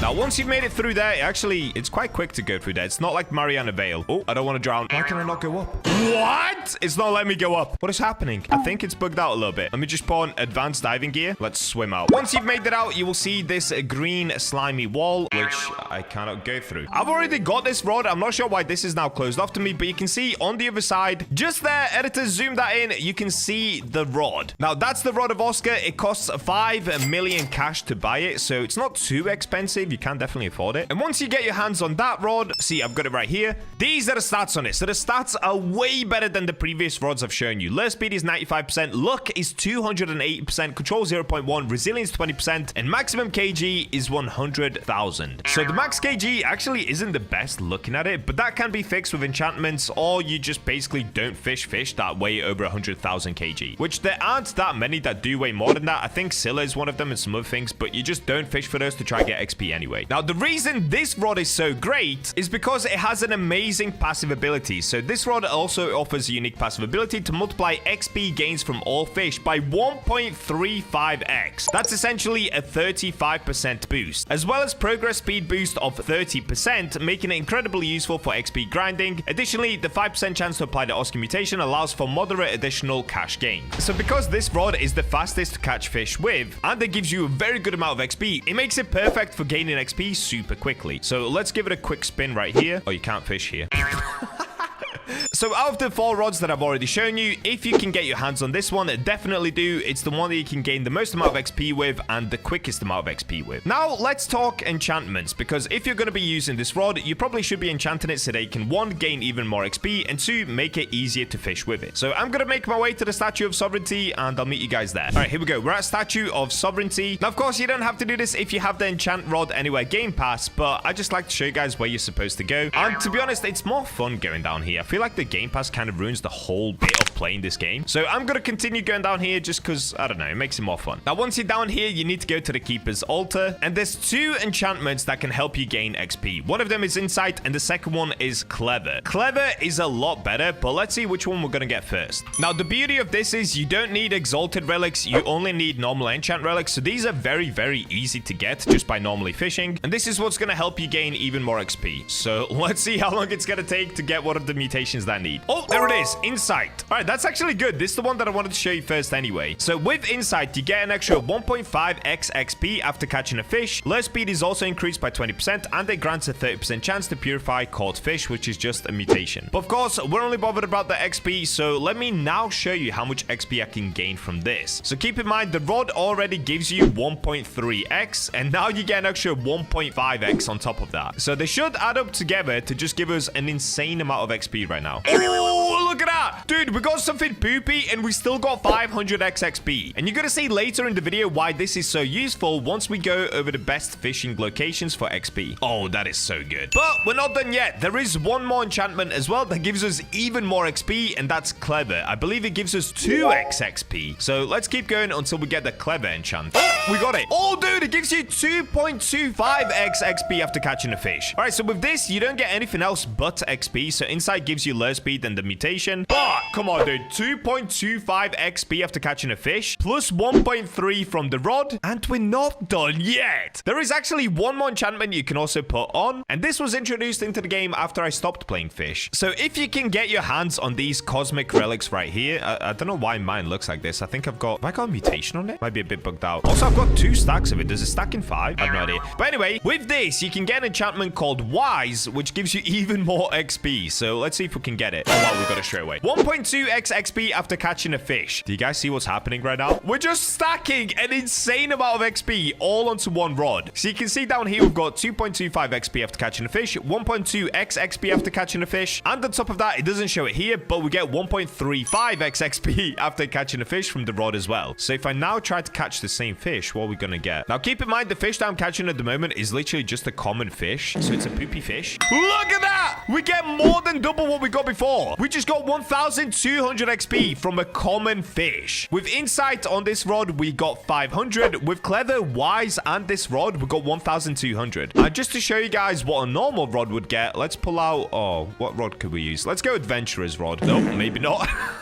Let's try Oni rod. All right, here we go. Pale Tang. And you can see it gives me 200 XP. That's it. Just 270 XP. With the Oscar rod, we got 1,200 XP. That basically means for every fish that I catch, it's like catching 6 fish. That's how much XP extra we're gaining. For every 1, it's 6. That's so insane, dude. That is actually so insane. This rod is so good for grinding XP. All right, so now that you guys understand the different rods, the enchantments, let's take a look at one other part that is quite important to catching fish, and that, of course, is bait. Now, currently, I'm using Luminous Lava Bait. Now, I would say this is the best bait in the game to use. It gives you a lure speed of 10, it gives you 50 resilience, universal luck of 175, and preferred luck of 200. By using this bait, you essentially ensure that you have the best luck possible for catching the best fish, which oftentimes give you the most amount of XP. But not only that, it increases your resilience by an insane amount, so it makes it really easy to catch fish. And if you have a rod that has bad lure speed, which the Oscar rod doesn't, it basically makes it an instant catching rod because it puts it at 105% lure speed with the bait and the rod. But the lure speed would improve over rods. So that's why when we throw the rod out, we just instantly catch fish. They barely move because we have that extra 50 resilience. And there we go. It makes it super easy to catch fish. Resilience, by the way, it just means that the bar down there moves around a lot less. So the fish moves a lot slower with the higher resilience that you have. And if you're wondering what control is, because I know a lot of new players get confused between resilience and control, control increases the size of the bar, whereas resilience just slows down this gray line, so it makes the fish move a lot smoother, making it a lot lot easier to catch fish. So luminous lava is the best bait that you can use. And if you're wondering where you can get this from, well, I'll show you. If you simply make your way to Sunstone Island, you'll see this merchant right next to Shipwright. And next to the merchant is tropical bait crates. So for example, if I was to buy, let's say 50 of these, and we get these open, you can see I'm going to get baits from them. So right now I'm getting Gale Grub, Crystal Bananas. As long as you keep opening them, you can see that right there, I ended up getting 3x luminous lava. Now I've got 6x luminous lava. So you can literally just spam these like this and get yourself a bunch of luminous lava. It is a little bit expensive, so make sure you have enough cash, but that's for a different video. Now the other great bait to use, I would say luminous lava is definitely the best, but there is also deep coral. And deep coral you can get from down here over at Desolate Deep. Once again, all they have to do is buy coral geodes. Now you can see these are more expensive. So to me, it doesn't even make sense going for deep coral anymore, especially when luminous lava is that good now. But for example, I could buy these, and once again, I could just spam these until I get what I need. Oh yeah, but one benefit is when you open up this, every now and then you do get cash back, so you don't actually spend the full 600. You do make some money back by opening coral geodes. But you can see here, I'm getting coral, I'm getting a bunch of other baits, and of course deep coral, which is the one that we look for because it gives you the most amount of resilience. So just to show you, it gives you 50 resilience, which is the same as luminous lava, but it does give you a preferred luck of -10 and also no other buffs. So luminous lava is the king right now. All they have to do is get a bunch of these from the tropical bait crates, and you'll be stacked enough to be able to do whatever you want on fish with the maximum amount of resilience. Alrighty, that is the rod, enchantments, and bait covered. Now let's move on to the part that you all probably clicked on the video for. Where's the best place to actually fish? Now, since I've been gone from fish for quite a while, these locations have all completely changed from where I used to fish. So I went onto YouTube and I put a post out asking you guys what are the best locations to fish in, and this is what you came back with. You guys gave me a bunch of different comments telling me where I should be fishing. So I've narrowed it down to the top 5, and we're going to put them all to the test. The 5 locations we're going to visit are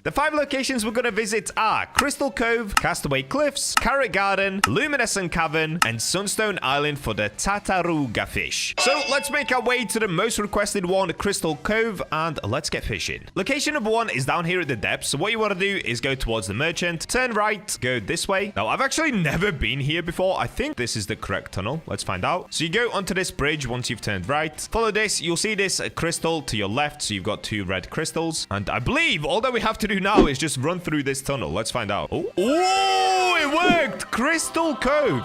This place is beautiful, dude. What? Okay, so that's the mirror to get back out. I've never been here before, by the way. We put some sort of enchant relics here. Okay. Dude. Okay, sorry. I'm just kind of glazing this area right now because it's so pretty. And as far as I know, all that we have to do is just fish anywhere here. I don't think there's a specific spot in here we've got to fish, so let's just start fishing. Okay, it doesn't let me. I guess into the waterfall. What? I gained 279 XP, but it gave me loads of decimals. That was really weird. Why? I'm not gonna lie, the XP so far doesn't even seem that nuts. What? I only gained like 600 XP. Oh, wait, I'm not fishing in Crystal Cove? Okay, hold up. Is this Crystal Cove? Ah, okay, I did figure it out. Okay, apparently you do literally just fish on this bridge. So if we take a look at the best area now, I managed to catch this, the stringed grouper. I don't know why I wasn't catching stuff before. So it looks like if we get this deep sea fish, it doesn't give us that much. But when I got the legendary, I got like 89,000 XP. Anyway, this is what we're gonna do for the next portion of the video. I'm gonna go to each location. Currently, I'm at Crystal Cove. We're gonna fish for 5 minutes at each location. I know that's not very long, but I'm trying to do this video fairly quickly. I don't want to be here all day. So I'm gonna fish for 5 minutes, find out how much XP we gained within those 5 minutes, and then we'll move on to the next location to compare XP. All right, I've got my 5-minute timer ready. Let's get going. Straight away, dude, I'm getting a shiny for some reason. See, we've got 279 XP, which to me doesn't seem good at all. We were literally getting more than that from the Keeper's Altar. But anyway, I'm gonna shut up now. Let's just keep fishing for 5 minutes and let's see what kind of things I can get. Oh, and one other thing, just to show you guys, we were somewhere around here on the XP bar. So this is gonna be a little bit hard to track, but I'm just gonna give you my thoughts at the end of where I think the best location is, depending on how many fish I'm catching with a set amount of XP. Like, see, these right here not giving me great XP, but now I'm getting something crazy. Some sort of a DJ looking fish. Is it a DJ? Okay, it's a little bit hard to catch, but not too bad. Oh, bro, we almost went up like a full level there. We gained about 70% of 1 level. Ah, I see why everyone wants to fish here. Okay, it's probably just that one fish that gives you an insane amount of XP. Okay, I see. We gained 3,000 XP from that fish as well. Okay, this place is actually pretty goated. 3,000 XP from it again. I don't even know what that fish is. Oh, it's not even 3,000. That was 30,000 XP. I just saw it again. Okay, this place is good, guys. This place is very good. Yep, there it is. 30,739 XP. Crazy. Oh, it's a puffer fish. Okay, if you get the puffer fish, you get an insane amount of XP. Cool. Oh, there we go. Okay, 5 minutes is up. Now, I am a little bit over catching this fish, but it's okay. So in the end, we went up somewhere around 1.5 levels in just 5 minutes. That's actually really insane. Wow. So it looks like if you get that puffer fish or the puffer flute, you gain an insane amount of XP, and also that DJ fish gave me a lot as well. But the puffer fish is so easy to catch, and you get 30,000 XP from it. All right, so that's Crystal Cove already. Massive W. This is the one that got the most recommendations out of any comment. Next up, we've got Castaway Cliffs. So this is Castaway Cliffs. Again, I'm not sure if I've been here before. Oh, wait, I think I did on my return to fish, right? So I assume where we fish here is just in this pond. We take a look at the bestiary. Okay, yeah. So we fish in this pond right here. These are all the different fish that we can get. Just this one right here gave me 900 XP just then. So I assume if you get the hammerhead or the mirage toadfish, you probably get even more than that. Okay, same thing as Crystal Cove. I'm going to set a 5-minute timer. Let's get fishing. So you can see where the XP bar currently is. Now, keep in mind, every time we gain a level, it does also take slightly more XP to gain the next level. So this isn't 100% of an accurate test, but it will still give us a rough idea of how much we're gaining per location. Okay, right now we're not getting any crazy XP fish like we were over at Crystal Cove, but it is notable to say this location is much easier to get to. So you don't have to go down to the depths. You don't have to unlock the depths. Even though the depths is really easy to unlock, you don't have to do any of that. You can come here immediately from being level 1. Okay, we just gained, once again, 30,000 XP, but that was for getting the toadfish, which is the second rarest fish from this location. I'm gonna shut up now. Let's just get fishing. We've got 4 minutes left on the clock. Let's see how much XP we're gonna gain. Castaway Cliffs bestiary done. Okay, this is gonna have to be my last catch because we are out of time. And there we go. You can see I've gone up probably around half a level, maybe not even half a level. So Castaway Cliffs, nowhere near as good as the Cove area. The only time I really gained XP here is when I caught this toadfish because it gave me 30,000 XP. I didn't even get the hammerhead once. Most of the time, I was just catching these two fish right here. So don't fish here. If you can unlock the depths, go to Cove, but we do still have 3 more locations to test out. Next up is going to be the Carrot Garden. So the Carrot Garden, if I'm not mistaken, is over at Mushgrove Swamp now. I think it didn't used to be there, but anyway, it's over here and it's up against the wall. I think this is it. I could be wrong. Let's have a look. So inside of here. Yeah, okay, this is Carrot Garden, and in here you will see this tiny carrot pool. Oh, this is really disrespectful of me. Sorry, carrots. This place is so random, dude, but this is where you can also get the carrot rod. I don't really recommend getting this rod. It's not great, but apparently if you fish right here, it can give you good XP. So once again, I'm gonna start the 5-minute timer and let's get fishing. Also, I just saw on the screen the ash claw spawned in. That's actually pretty cool. I wonder how much XP the ash claw gives you. Now, just to show you guys, our XP is currently here. Okay, we're around 70-80% of the way through this level. So let's see, am I gonna be able to gain more than 1 level? That would be ideal. All right, here we go. We're getting a legendary. Wait, was that 41,000 XP? Did I see that correct? Dude, the legendary here is kind of good. 13,000 XP. Ooh, yo, this spot is decent. 6,000 XP. All right. Oh, we're leveled up. 55,000 XP for that fish. Oh boy. What? Moss Lurker and Narwhal spawned at the same time? Wait, is that normal? That might be normal. Maybe I'm overreacting. I think I'm overreacting. Oh, what is this? Exotic? This is our first exotic of the run. And this is actually the last fish I can catch before the 5-minute timer ends. How much XP are we going to get from this? 100,000? Let's have a look. I don't even know how much I gained, but we gained a lot. All right. So in the end, we went up again, somewhere close to 1.5 levels. So the Carrot Garden. Oh, dude, maybe it's even a tiny bit better. Let's just say it's on par to Crystal Cove. Because with both of them, I gained somewhere around 1.5 levels. But with Carrot Garden, I did get that exotic at the end. So maybe that kind of cheated it up a little bit. Still though, I think whether you fish at Carrot Garden or Crystal Cove, either way, you're going to gain a ton of levels. So both of these spots right now are very, very good. Next up, we've got Luminescent Cavern. Now, I have no idea where this is, but let me go find it. All right, so apparently the way that you get there is you have to go into Desolate Deep, and then just before you go into the main area, so this is the way that you enter Desolate Deep, you'll see this bit, Mysterious Crack. And what we've got to do is put in different things. Pedestal. Okay. Okay, so I need a Fossil Keystone, a Lightning Keystone, and I think there's one more. Oh, I was blind. The third one is just behind me. Turtle Keystone. Okay, so Fossil, Lightning, Turtle. Here's Turtle. Fantastic. Here's Lightning, and here's Fossil. Now we can return all of these, but keep in mind, guys, there are, I think, up to 9 different keystones, so you guys could get different ones than I did. It's all based on the player. If you do get different ones than I just got, all they have to do is find them on Fish Wiki, or you can probably find them on YouTube super duper easily as well. All right, I'm gonna return and give these keystones, and let's go into Luminescent Luminescent Cavern. So let's see if this is going to work. If I just press this. Oh, Lightning Keystone. So it looks like I've got to pull it out. Let's give it a go. Lightning Keystone. Yep, there we go. This one was Fossil. Yep, there we go. And the last one was Turtle. Oh, I've placed all three. What do I do now? I can't believe it. The sea mine blew up. Oh, this one right here. Okay, now it's opened the door. Oh, this is so cool, dude. Ah, okay. Mysterious river. Cool, cool, cool. Oh, this is like some sort of a boat. Wait, can I just fly across? I think I can. Oh, no, the boat is going for it. Okay, that's pretty sick. And here we go. Luminescent Cavern. We made it. Oh, dude, this area is so cute. See, this is why I love Fish. There are so many intricate little parts to the map in the game. It feels like an exploration game whilst you also get to fish. I'm so glad I came back to Fish, man. This is so much fun. Now, through there, it looks like there's some sort of a door. I think that's where the boss is. I believe it's a blue dragon or something. But I'm pretty sure if I just fish anywhere here, I should be able to gain XP. Let's have a look. Oscar Blue Lip Batfish. Okay, it does say new catch. And there it is. We're on Luminescent Cavern, and it's the worst fish that I could have got. So it looks like there is an exotic here. There's also 2 mythicals, legendary, rare, unusual, and of course, uncommon, common. Okay, same thing again. I'm gonna set a timer, and let's get fishing. So just to show you guys, now my XP is at the start, really, of this level. It's just into level 17. So let's see how much we're gonna be able to make in just 5 minutes.